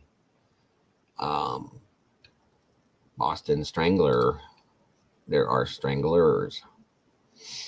Yes, you are muted. whoever that mama bear lady is. I can't hear what she's saying. But anyway, peach. I'm a peach now. When did I become a peach? That's a new one for me. I am now a peach. There go the peach. Interesting. Back in 1962, women in... So you go from a meatball to a peach, huh? Awesome. Sherry. Miss Sherry, what's up?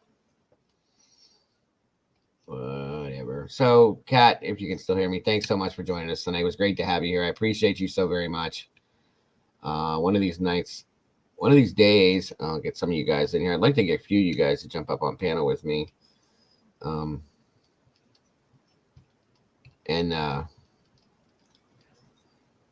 talk about some stuff. I might need another co-host. I had one. This lady, Mama Bear, was my co-host, but she just turned on me, stabbed me in the back. You know how that goes. What are you gonna do? Here's what it is. You just move on with life and do your thing. Since I'm a peach. I'm a peach. Yeah. Who's Dustin? I don't know anybody named Dustin. Don't know nobody named Dustin. I don't know what you're talking about. Anyway. So. That is basically the gist of who the Boston Strangler is, folks. Stranglers. Yes, we Poland. You see me Poland. You hating. That was so corny, wasn't it? It was. Yes, it was. Cornball. Derp. So, do we have any suggestions in the chat over here? Anybody? Anyone? Anybody? Please, please, please, please, please. Please, please, please, please. See me Poland. The hating. See me crime and dirty. I just wrote a Weird Al song. How about that one, folks? Crime and dirty. We could change it up and call it crime and flirty. That is so dumb. We're not going to do that. Anyway, so anybody in here got any suggestions? I wasn't talking to you anyway, so move along. You and your little dusty guy over there with your secrets. Do your thing. Isn't it bedtime? I mean, come on. Seriously, though. Anybody have any suggestions that you'd like to see or hear the true story of in here? Let's talk about it, guys. Anybody at all?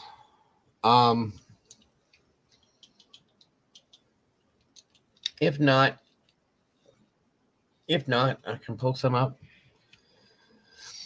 I can for sure. I've already given you all of mine for now. Yes, you have. Miss Heather, you've been super helpful. Super duper helpful.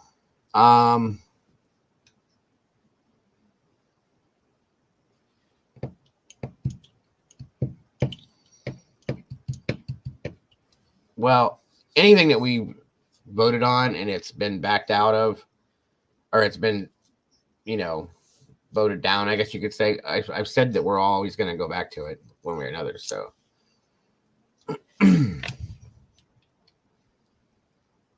what do we have? So, that being said,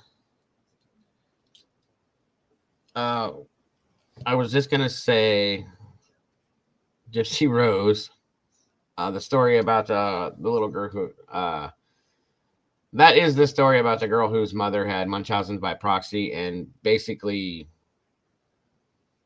ruined her daughter and her life by making her sick, making her believe she was sick when she had nothing, and I mean absolutely nothing wrong with her, guys. This one was insane. So, there's that one. And it's actually a really good story. There's a movie you can watch if you want to, which is homework. I always give homework. And this, you guys would have the whole weekend if you want to check out the story behind Gypsy Rose. what her mother did, and what ended up happening is she ended up hooking up with a guy over online, a boy, and they got together, and she unalived her mother. They unalived her mother, and then she's in prison right now. I believe she's still in prison. Yeah, Miss Heather said she's getting out in December. Absolutely, thank you, Heather. That's why I was saying I think she's still in prison because I knew she was getting out sometime soon. And she'll be able to go on with her life. Because she's still pretty young. So I guess we'll throw that one in there, and let me see what's the other one going to be.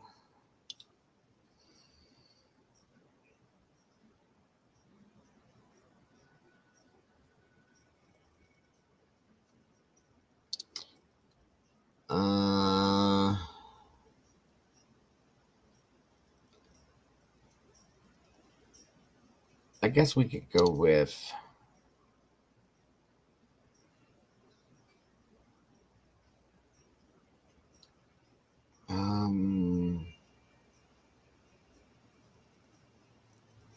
we'll go with Gypsy Rose and Mr. Jeffrey Dahmer. How about that one? Or no, yeah. I was gonna do that one before. Texas Chainsaw Massacre. There we go. The original, the true story behind that, actually, by the way. So tell you what, guys, the story behind Gypsy Rose, I could not believe. And it's weird because my notebook is not in my reach, Heather, but thank you for reminding me I should have it.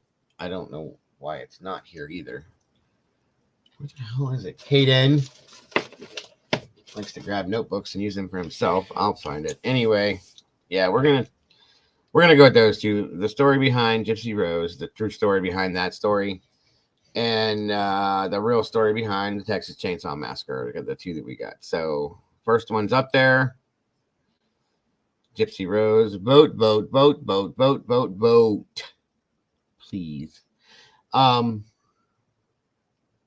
And believe it or not, the Texas Chainsaw Massacre is not what you think it is. The real story is not. So, but it's still interesting.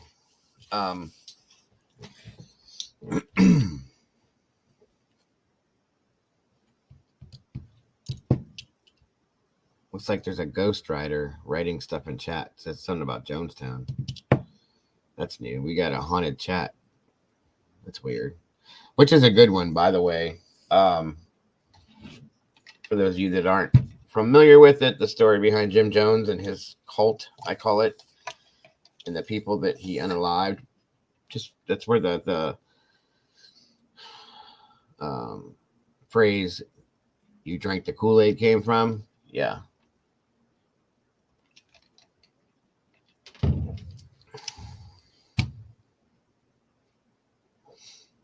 I keep all my stuff together over here. My son is the one that likes to go through it when he should not grab it. He's always grabbing my notebooks and my pens and stuff, and I go back, I can't find none of it. And then I'll find it somewhere else in the house that it shouldn't be.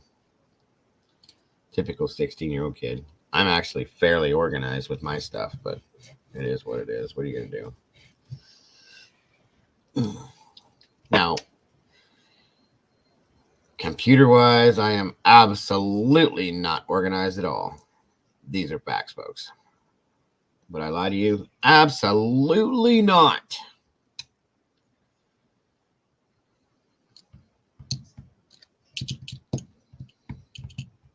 Oh, man. Well, Heather, I guess you're going to be busy. Of course, if you want to be. Miss Brandy, whenever she's able to come back.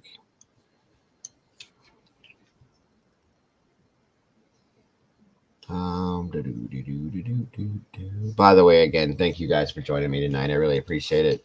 I wish that these stories could be longer, and we were able to stretch it out, which I try to give you guys as much as I can on it, but in some senses I end up talking in circles. You know what I mean? I really wish that you could. Why are you lying to me, Heather?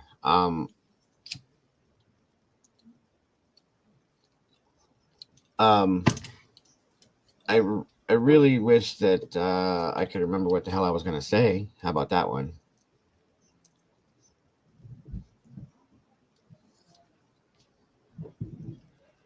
That'd be great, wouldn't it? It would. It would. It would. It would. It would.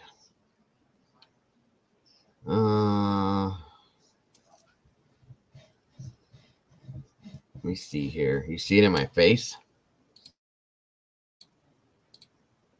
Are you serious?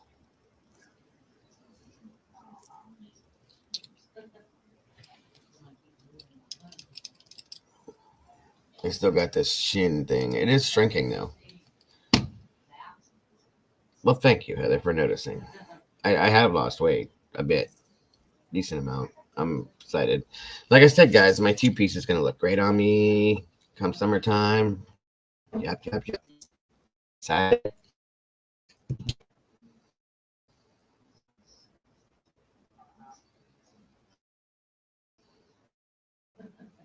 Oh, going quick. Let me see. And poll. And this one says 89% of you said yes to Gypsy Rose, and 10% said nope. Thank you, Heather. I appreciate that. I very much do. Moving on to the next one.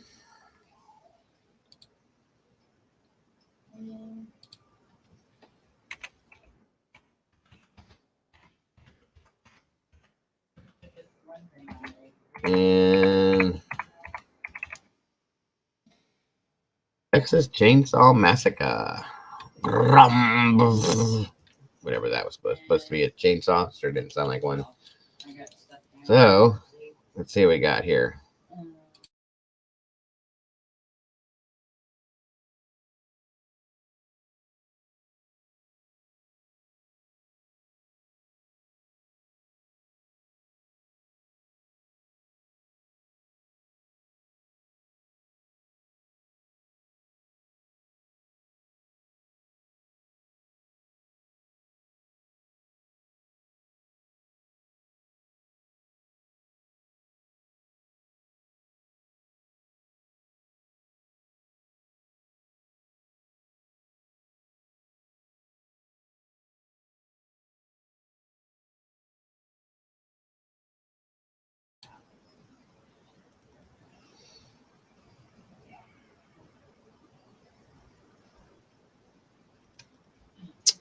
That poll went quick, actually.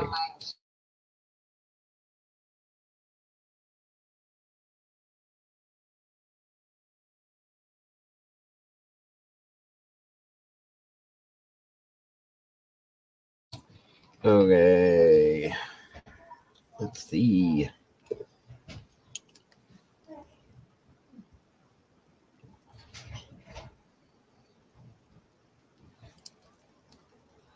I was hoping it would be noticeable eventually. I need to lose quite a bit more, though. And I need to quit smoking. Those are the two things I really, really... And you know what's stupid? I don't want to quit smoking, but I do want to quit smoking. Does that make any sense to anybody? I hate smoking, but I absolutely love it. Again, does that make sense to anybody? Nope.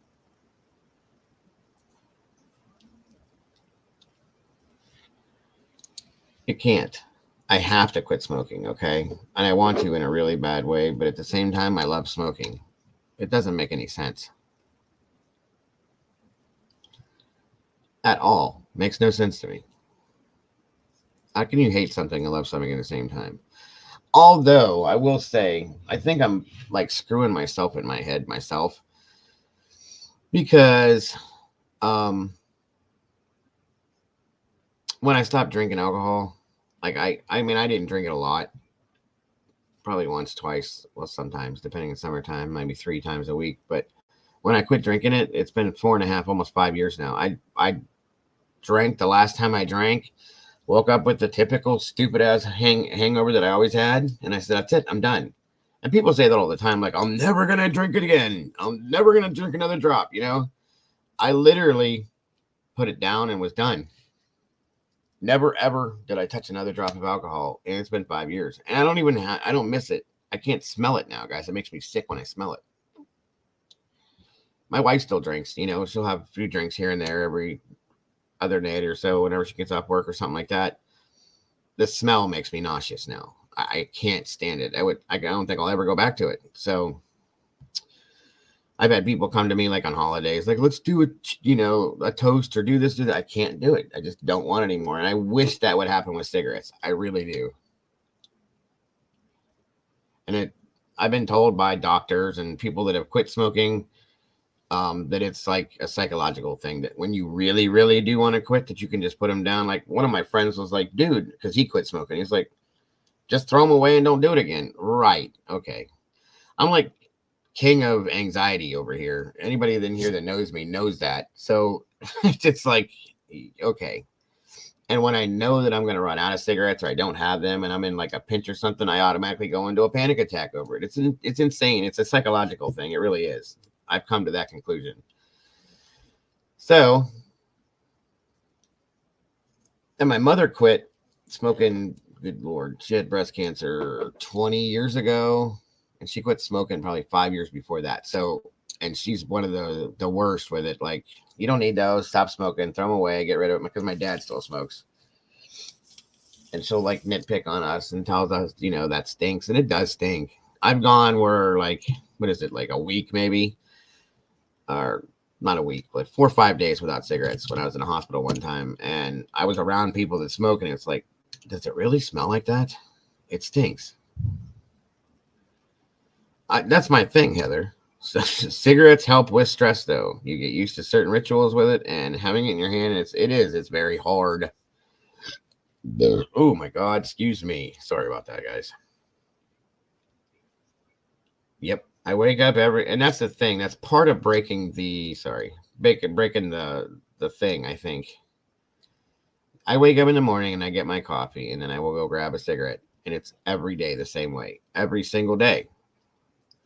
And a doctor was like, so if you, what the hell is that about? That's new. He goes, do that different. Like when you don't automatically go with your coffee and don't do this, and he goes, and change your routine up and see what happens. It don't work, folks. Not with me, it don't, at least, because then it's just a whole like, why am I not smoking a cigarette? I'm supposed to be smoking a cigarette. Come on. I definitely have to have that thing, you know what I mean? But I like doing it. I love smoking. I don't know why. My aunt's the same way. She said the same thing. She understands it, but I want to breathe. I want to go outside and play basketball with my son. He's 16 years old. I mean, I really can't do that because of my back, but I could stand there, move a little bit, shoot the ball. You know what I mean? But when you smoke and you're old, it don't work, folks. It don't work. And I'm dumb because I had smoke inhalation twice before I retired from being a firefighter, and my lungs are screwed up. So when I get sick, I get sick. You know what I mean? So I don't know. Oh, I'm going to have some words with Miss Pookie. Where is she at? I know where she's at. Miss Lena. It is. It literally is. That's part of it. I'll be honest with you. That's part of it. It's this. You know what I mean? It is. And I've taken and I've cut like straws down, and I've tried that. I end up chewing on the straw until it's nothing. Then I smoke a cigarette. So it's like, okay, where does it end? And I don't want to, you guys saw me sick. Oh yeah, there we go, Lena. Maybe I can't vape. That's a problem, Heather. Maybe I'll get a pacifier, and I can sit here with a binky in my mouth while I'm doing live streams with you guys. What do you think?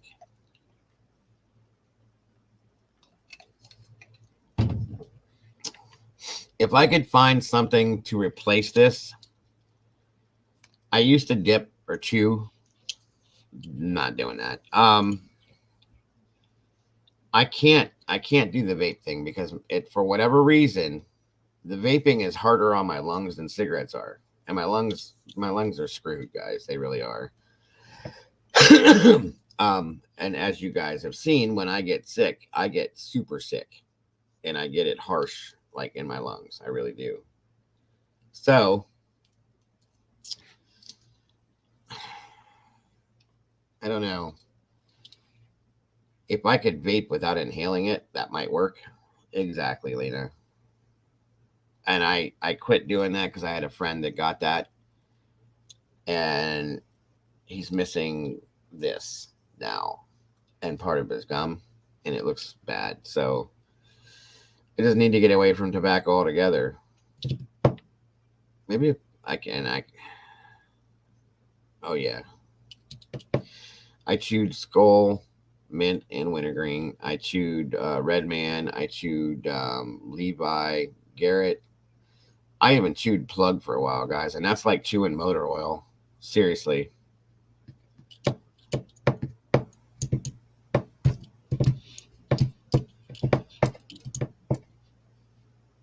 Oh, it does tear up your teeth. It does. That's a fact.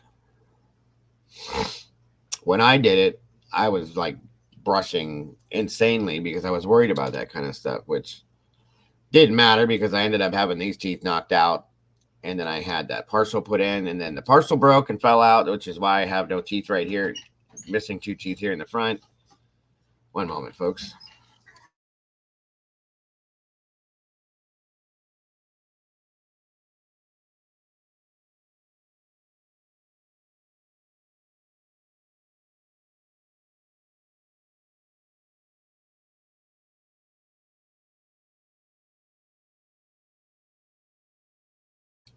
Um, it's not that bad of a thing, but it is not good for you. Havana Blossom. I haven't heard that in years. My uncle used to have that stuff. Yeah, that's where I learned how to chew on Plug. Plug is like it's a block of tobacco, and you cut a piece off, and it's real thick. It's like molasses like. It's so gross. Bad. Bad. It's not good for you. Not good for you at all. Thank you, Miss Heather, once again. Once again. Yeah, I got it too. I was chewing in school, and I was taking classes to be a machinist in high school, and so they let us chew in class, and a bunch of us did, and I learned my lesson because we would either spit in. There was like because you have to spit, not to be gross, but machine trades, you learn how to be a machinist on like manual lathes or stuff like that, right? Well, there's a big tray on the bottom of it to catch the metal shavings, and there's oil that runs all the time. I know I'm going to gross some of you guys out, and I'm sorry. Well, then we had to clean those trays like once a week, okay?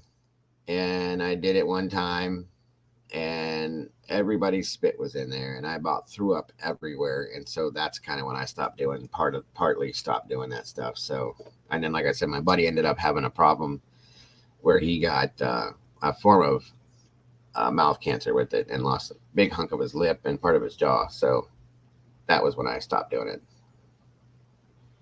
Plus, it gives you heartburn. I found out really bad. I was swallowing it sometimes too, and that ain't good. That's bad for your esophagus. Esophagus. Wait, did I say it right? Esophagus. Yes, there it is. Yeah, it ain't good stuff. Not at all. If you do it, don't do it. If you're thinking about doing it, don't do it, but just don't do it. Don't do anything. Keep your body healthy. Take care of your back. Take care of your neck. Take care of your bodies, folks. Slim Goodbody says that. You guys remember him? Does anybody in here remember Slim Goodbody from back in the 80s? He would come on Saturday mornings, and he had a little show. He would demonstrate exercising and stuff. He wore the bodysuit that looked like his insides were on the outside, all his internal organs. You guys remember that? It was kind of crazy.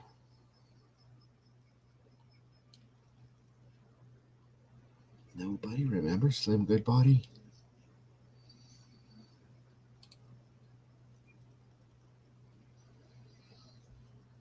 Back in the early 30s when we were really partying.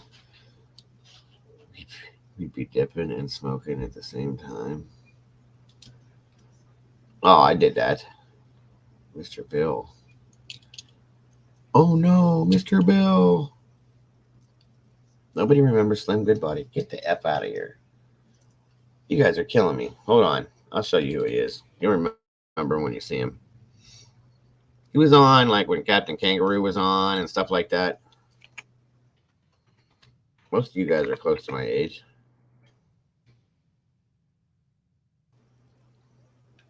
Here he is. I know you guys are gonna remember this. My name is. I know he kind of weirded me out. I'll be honest with you. You got an ad. That's awesome. Max Headroom was awesome. Here we go, Mr. Slim Goodbody.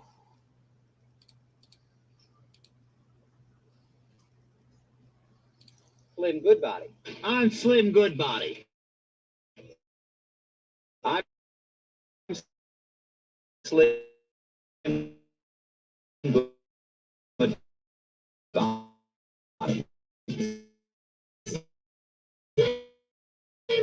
In Paris. When a body needs somebody, there's nobody like Goodbody. During the past 40 years, my shows have aired on CBS, PBS, Nickelodeon, and Discovery. Eat good food every day, so you'll have. Remember this guy? I guess he's got a YouTube channel now. I didn't know that. Now I'm excited to share them with you on my own YouTube channel. Slim Goodbody. Different. Doctor should have order. Okay. Right now, you can find hundreds of shows on this site, but I'm just getting started. Each week, I'll be releasing more. He definitely sounds like he's aged in his voice. Like the adventures of Slim Goodbody in Nutra City. Originally aired on Captain Kangaroo and kept in my video vault since 1980. See, I told you, Captain Kangaroo. Take me places and legs for running races and arms for warm embraces. Not to mention my gorgeous face. Coming soon is the story of Readily Needly, my PBS childhood literacy series. Magical dragon. All right. Long ago. That's Slim Goodbody.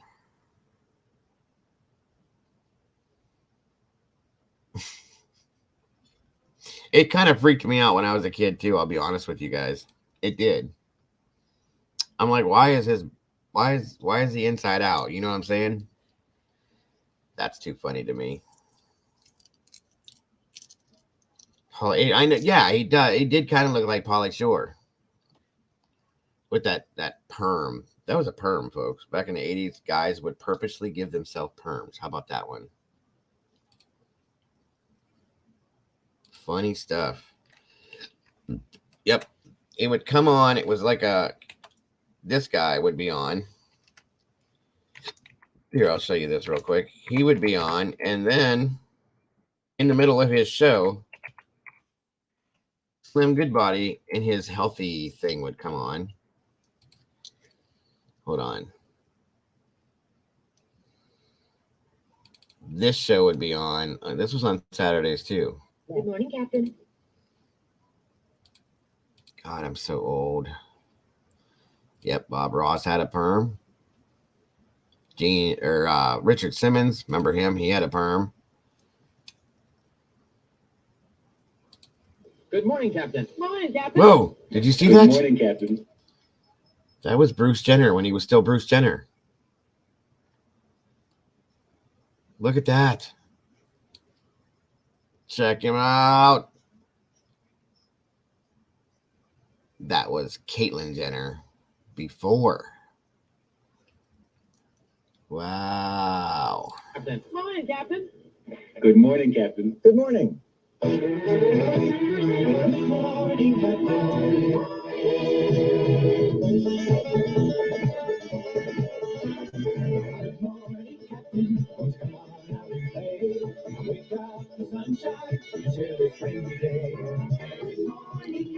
And who was Captain Kangaroo's trusty sidekick? Does anybody in here remember?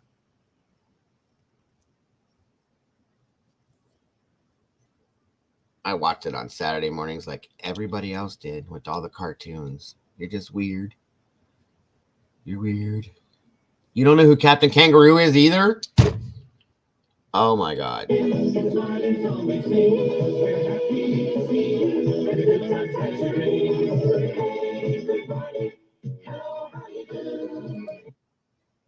somebody say that Bob Ross was hot? Lena, come on. Yep, Mr. Green Jeans.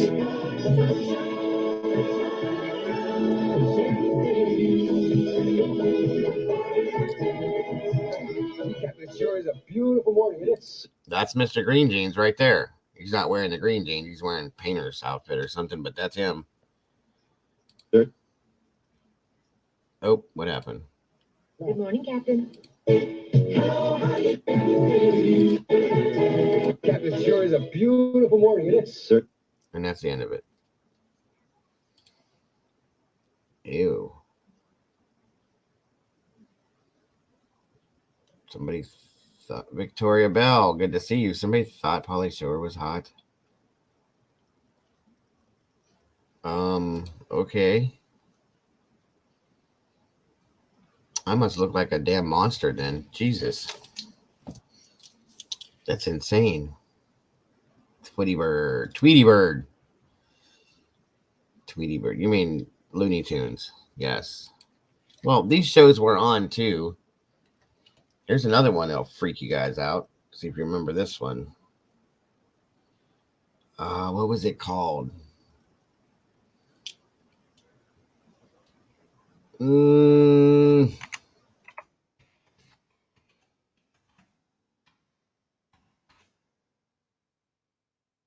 Here it is. Yes. I love this show too. Let me find it.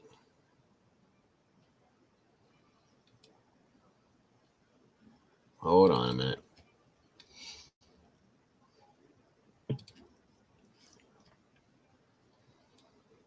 Tell me you guys don't remember this. Come on.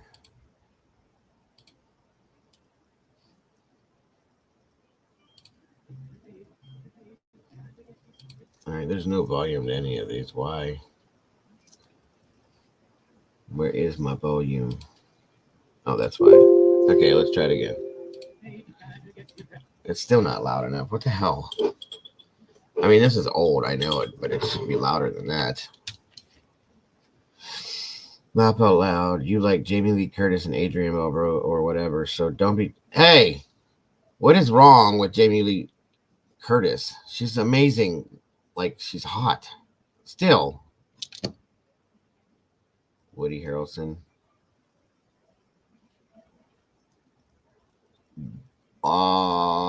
Okay. Crayons and your pencils. Picture pages. Open up your picture page. It's time to watch Bill Cosby do a picture page with you. There you are. And here I am. And it's time for another picture page. Today's picture page is about the difference between straight and curved. Now, when I was little, I learned the word. What's up, sunshine? Good to see you. Still in here. Straight, because my folks were always... So tell me you guys remember this. With his pen that made noise when he would write. It was his little bee's buzzer pen or something. What up, Morty? What's up, sis? Good to see you. Yeah, this was Bill Cosby. Shame on him, right? Dwayne Johnson is my boyfriend, though. Okay. Mama Bear is dating The Rock. I didn't know that. Telling me, will you stand up straight? So I had to walk around like this all the time because my folks told me to stand up straight. And if I didn't, my back would curve and I'd go off looking like. So, yeah, that was... I want to see him write with this pen real quick. See if you guys remember. Here it is. Hold on. Please, picture page C1. Look down here. Here's a line that's straight, and here's one that's curved. Now, what we do here is very simple. We look up here at the first picture, right? Are you straight to straight? We know that this, we just connect straight to straight. We know that this road is straight. And number 2, got a snake. Hello, snake. How are you? It's a friendly snake. Won't bite. Yeah, it's okay. You can talk to a picture that talks back to you. The pudding in the pot. Maybe we better watch it. But don't ask a real snake. A real snake might cause some real trouble. Welcome Anyway, the back, question Derek. Is the snake straight or curved? Are you confused, Don't Derek? yell it out just because you know that answer. It was easy. So let's draw a line from the snake to the curved line. See? And here's an arrow. A straight. All right. So anyway, this is why I don't stay up late when I get. Yeah, you're all good. It's fine. When he was on Sesame Street, yes. Bill Cosby, the Cosby Kids. Hey, hey, hey. Yep. Yeah, I figured you would be. You go out on one thing and come back in with something else. Yes, I am confused. I don't blame you. We finished up with the episode, and I was just talking about something, and we got involved in this. So,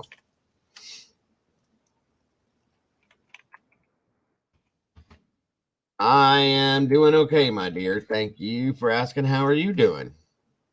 It's great to see you. It is so great to see you.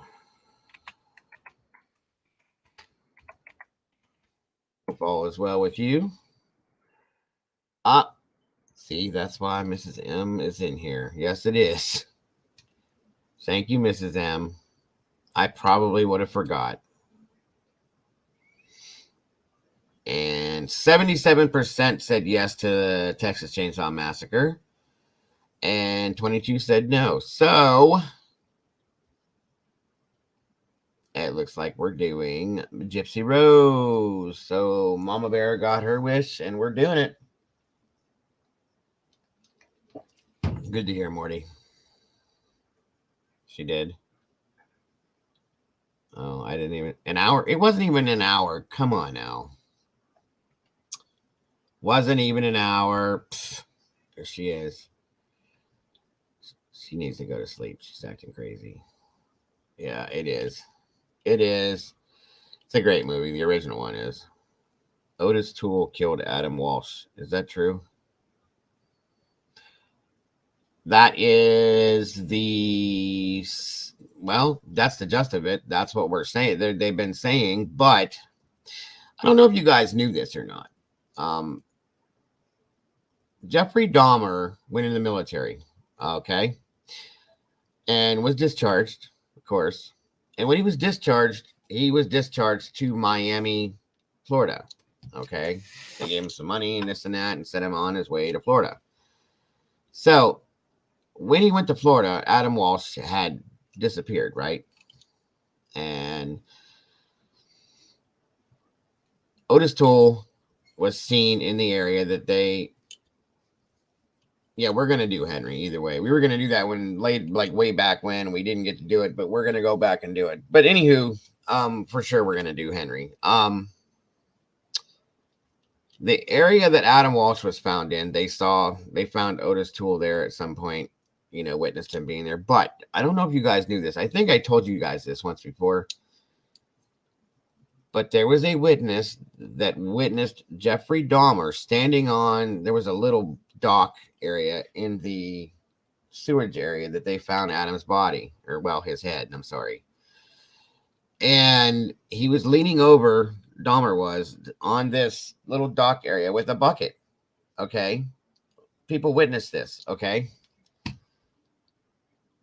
And, but he's been cleared as having anything to do with Adam Walsh, his disappearance or his murder, which is insane to me.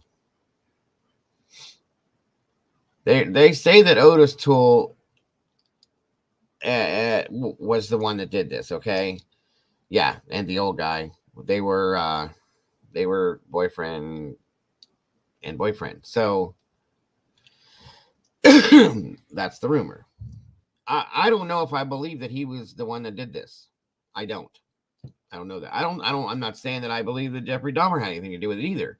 All I'm saying is that like there was multiple people in that realm area, and Jeffrey Dahmer turned out to be one of the worst serial killers of all time.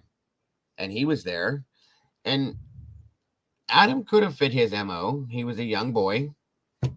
That's pretty much what Dahmer was into. I mean, he was a little bit younger than what Dahmer went after usually, but So you're so glad I'm back from my cartoon. You don't like my cartoon memory, Sunshine? Come on. Come on. I love the 80s, guys, if you haven't noticed. I was just delving into something. Sorry. Jeez. Sorry. So sorry. So sorry. So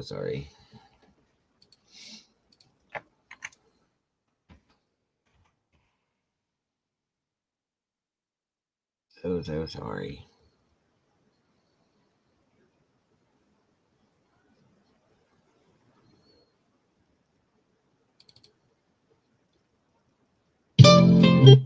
Whoa. Wait, where's Lena at? I want to get Lena excited. You ready, Lena? Are you ready? You ready? Bounce. Check them out.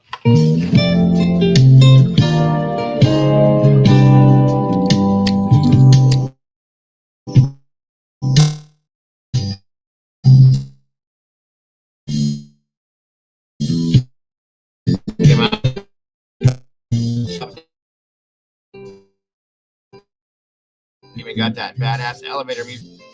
Oh yeah. Break it down, Bob. Yep. All right, Lena. That was for you, hon. Boingo. Oh my God, I haven't heard of that in a long time. Is that Bob Ross? Yes, that's Bob Ross.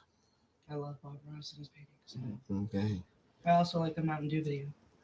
Happy little trees here and a happy little tree there. All right, Lena, that was for you. One moment, folks.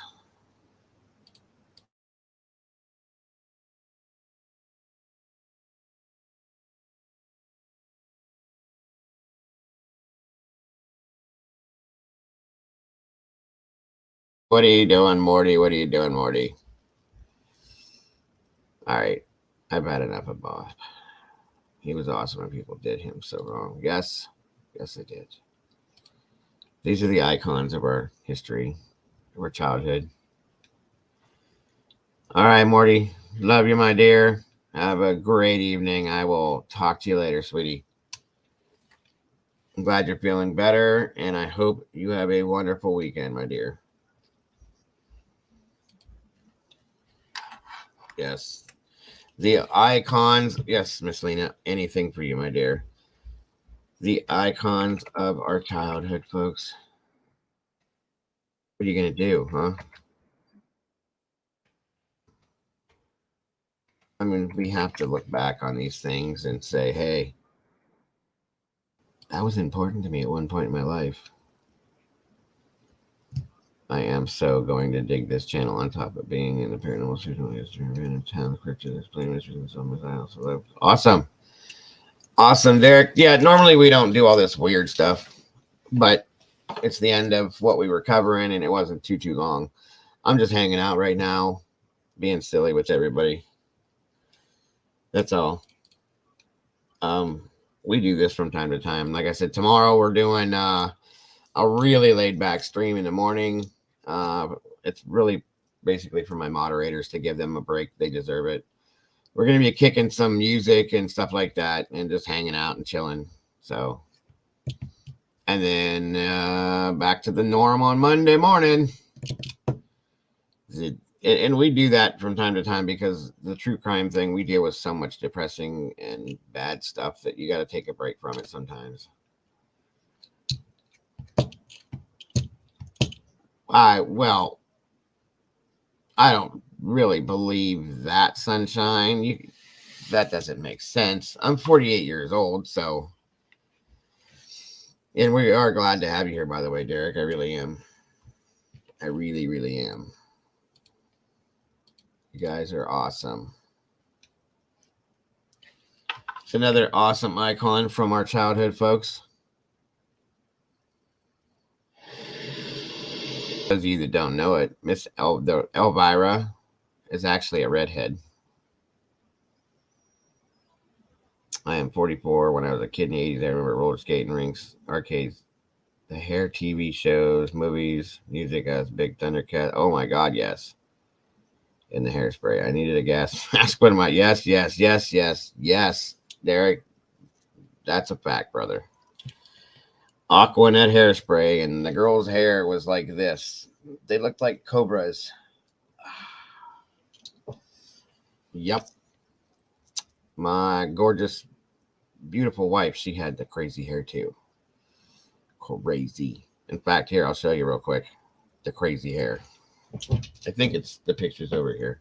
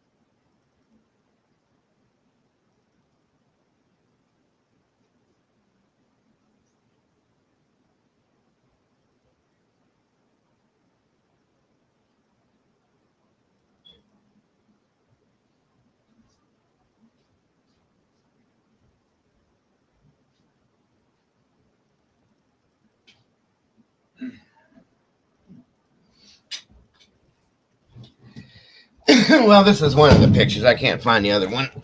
But this is her bangs. If you can even see it. Look at that hairspray. I think that was her sophomore year. Look at them bangs. Insane. 2 cans of Aquanet a day. Telling you. Yep. That's my beautiful wife when she was in high school. Oh, anyway. So, what is going on? Yes, isn't she? She is adorable. I love her to death. She's a tiny little thing. Too small. Mall bangs. Yep, exactly. Dude, listen, when she didn't have, there's another picture. I couldn't find it. All right, so you see this, right? The bangs. Normally, I don't know what she did with her hair. She had really long hair too, for years, and then she cut it off. I don't know why. But anyway, when she didn't do that, she did the whole, like all of her hair was up like this. Like I said, she looked like a cobra on the sides. And I don't know how you guys did that. Hairspray, blow dryer. Hairspray, blow dryer. I used to watch my sister do it too. It's insane. Oh, well. Oh, well. She doesn't put any hairspray in her hair now at all. Every now and then, maybe she'll do it. She got naturally curly hair, so it just like poof, you know.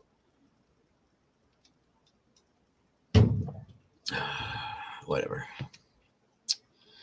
That's my love.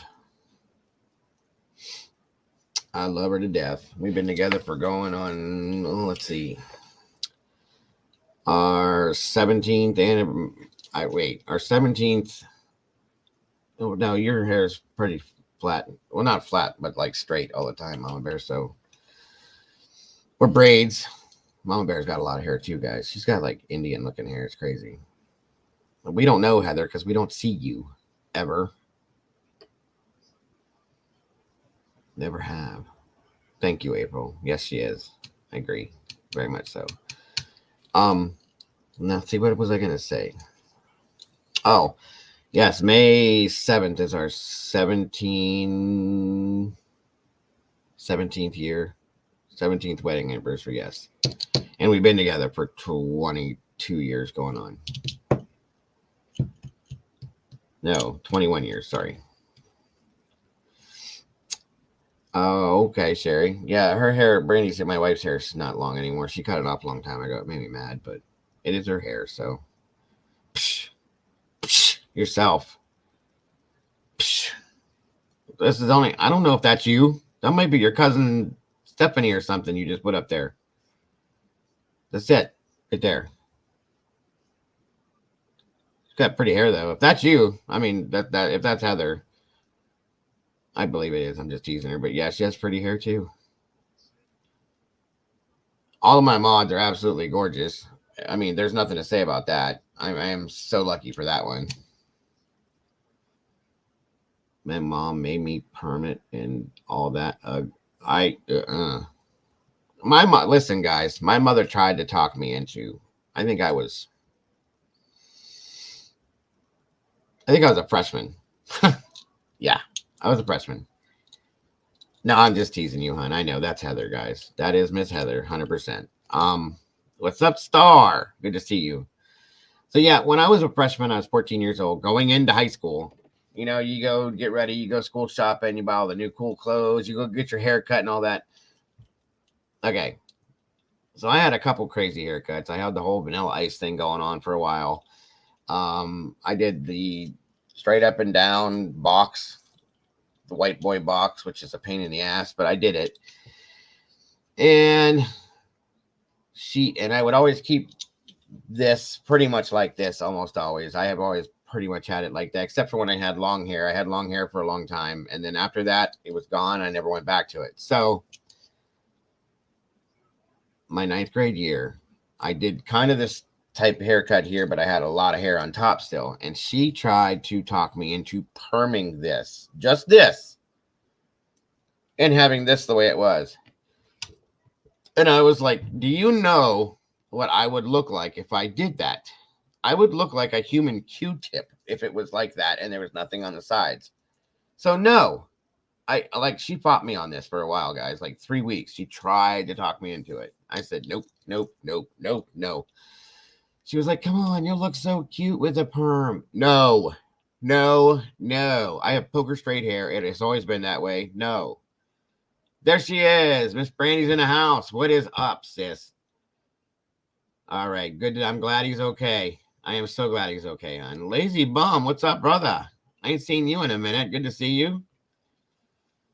Just wanted to stop by and say hi, show some love. You're doing a great job, Diggle. Keep doing what you're doing. Great rest of your night. You too, brother. Thanks for jumping in, buddy. It's great to see you. For those of you who don't know, Lazy was my 2nd subscriber and my 2nd moderator ever in life. Ever from the time that I ever started. So it's great to see you, Lazy. I hope you're doing great, bud. Miss Morticia was in here earlier. She was one of my very first as well, too. Who's going to bed? Somebody's going to bed. Who said, got to go to bed? Oh, it's about time. After you harassed me. All right, we love you too, Mama Bear. See you in the morning. Make sure you sleep. So one of us has to. Yes, ma'am. February 7th, guys, was it? Yes, it was a start. There's one of my people in here too, and one of my original mods as well. Yeah, good times. Right. 6, 7 hour, 8 hour streams. Remember them days? Lazy. When I had 5 people in here, not even. Good night, Mama Bear. Yeah, Star was one of my original mods and one of my original people from day one. Miss Heather, Miss Brandy, Star, Lazy Bum, Popper, Morticia, Miss Rachel. She was in here earlier too. Earlier today.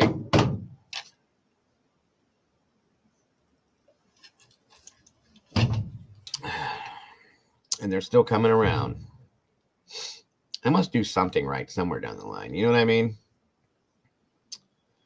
Yeah, it was great though. We had some fun. We did have some fun, buddy. That's no lie. I don't miss all the drama stuff. I mean, a little bits of it here and there I do, but I don't miss all the bad stuff that came from it. But I do miss hanging out with all you guys and all the stuff we used to. We had a good time. We did. And I have great times now, too, with all these people in here. My family, they're so great. Thank you, Heather. Hammer. What's up, Hammer? Well, I'm getting all these people in here tonight I haven't seen in a while. Hope you're having a great night as well, my friend. Good to see you. Thanks for jumping in here. I appreciate it. All right, folks. Well, I believe that's probably gonna do it. Where is Molly, by the way? Why is Molly not in here? Molly's doing her own thing, I guess. Okay. So be it. Oh, well. I missed you, Molly, either way. The drama stuff was fun to a point, but it got old and hurtful. It was too hurtful to too many people. So the laid back, yeah, it was kind of cool to be able to just kick back. I've always been that way with my channel. I've always loved for everybody to be able to just come in here, say and do what they want, relax, and not worry about getting attacked by people for having a different thought process than anybody else, you know? So, whatever. Like I said, I appreciate each and every one of you guys that are here, whether it's from then or now. Either way, I love you guys to death. You guys are amazing people. I appreciate everything you guys do for the channel, because of the channel, because it is your channel, by the way. Yes, once again, guys, please check out our Miss Heather's channel. It's called Simply Heather X. I probably should do that myself, right, guys? Yeah, that would be the right thing to do, huh? And support Heather. Show her some love. Go over there, check her out, subscribe, and see what she's got going on, folks, because I'm sure it's awesome. Miss Heather is a great moderator for me and has been here with me pretty much since day one. And I love her to death, guys. So please show her the love that she deserves and check her out. And let's grow that channel, folks. Let's grow it for her, please. Oh my gosh, you do. You do. That's awesome, Star. Poor Star has always struggled from the beginning because her phone, she didn't have internet and this and that. She was back and forth, back and forth. I'm glad to hear that. I am so glad to hear that, Star. Absolutely. No problems, hon. No problems. You are so welcome, Mike. Thank you, brother. That's a good question, Miss Brandy. It was the we are doing the Gypsy Rose, the true story behind Gypsy Rose. So, if you know anything about that story, Brandy, it's about the girl who her and her boyfriend ended up unaliving the girl's mother because the mother had Munchausen's by proxy, and she made a little girl think that she was sick all the time and had her go through surgeries and all this crazy stuff when there was nothing wrong with her. I don't know if you remember that story. But yeah, okay. That's the one we're going to do. Good deal. Again, for those of you that are not doing anything tonight, if you get a little bit bored, please go over and check out our brothers, Stevie and Dan, over at Publicly Buzzed. They usually got something great going on tonight. It should be worth checking out, guys. Show them a little bit of love. Check it out and tell them I sent you there, please. Whenever you are, Star, if you ever need any help, please let me know. I would love to help you, my dear, and I would definitely come over and support you. For sure. So, that being said, guys, like I said, guys, if you're not doing nothing, go check out Publicly Buzzed. There's always something great going on over there. Stevie and Dan always put on a good show, so I appreciate that. I appreciate all you guys tonight being in here with me. I hope you guys enjoyed the show. I'll be looking for you guys tomorrow around 12 noon. Like I said, we're going to have a DJ Dago stream tomorrow. We'll see what we can get into with that. Thank you, Heather. And I hope to see you guys there tomorrow for that one. It should be fun. And again, mods, that's all for you guys. You deserve it. You work so hard. It's time to put your feet up and kick back and say, hey, that's for you, Dago. No more.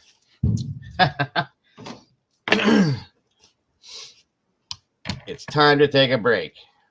What's up, Booney? Say it quietly so you don't get into trouble. You'll be here tomorrow. Are you going to be here in the morning, Boone, at noon? What time? It'll be noon, Heather. I just said it twice. Who's the one that's disorganized? Who's losing it here? 12 at noon. Good. I hope to see you there, Bunny. Hopefully Pookie will be there too. We'll have a good time. Everybody will. But like I said, that is for the mods. What is the name of that channel again? Which one are you talking about, Derek? Heather's channel? Oh, Publicly Buzzed right here. It's up on a screen, buddy. That's where we're headed to next. Well, at least I am. Oh, I know that, Booney, and I love you for it. I really do. So I'm looking forward to seeing you guys at least tomorrow. If you guys don't decide to go over to Buzz tonight and check them out, I hope to see you guys around noon tomorrow. It's okay, my dear. I understand. I'm just teasing you.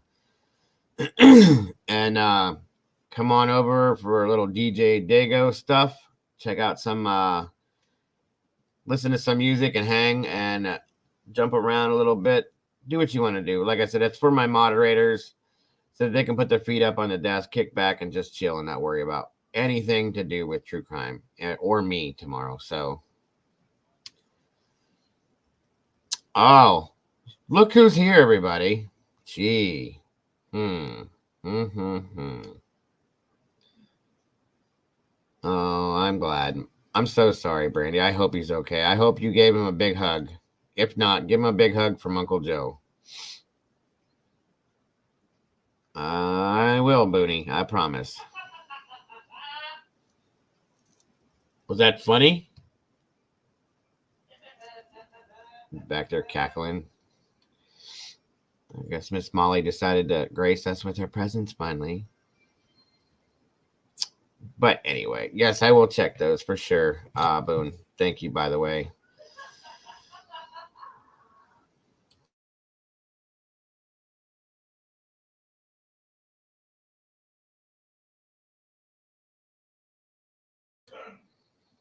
Molly with the horses? No, Molly was doing her own thing. I seen she posted something or something like that. That's fine. It's okay. I did say I missed her, but that's okay. She doesn't love me anymore. I understand. It's okay. What's up, Red? Good to see you, bro. Oh, you guys are jumping in here at the end. Well, like I said, guys, if you're not doing nothing, if you're bored, gone, jump on over to Publicly Buzz. Check them out. See what you think. Molly's dog is a horse. Molly's a cat. That doesn't make any sense, Boone. She's a cat. Cats and horses don't hang out too often. You know what I mean? Molly's neighbors have horses that she has to wrangle up for them from time to time. That could be what you mean. That makes more sense. But again, guys, I'm looking forward to seeing you guys tomorrow. 12 noon Eastern time. DJ Dago's in the house. Playing some music. Kicking back.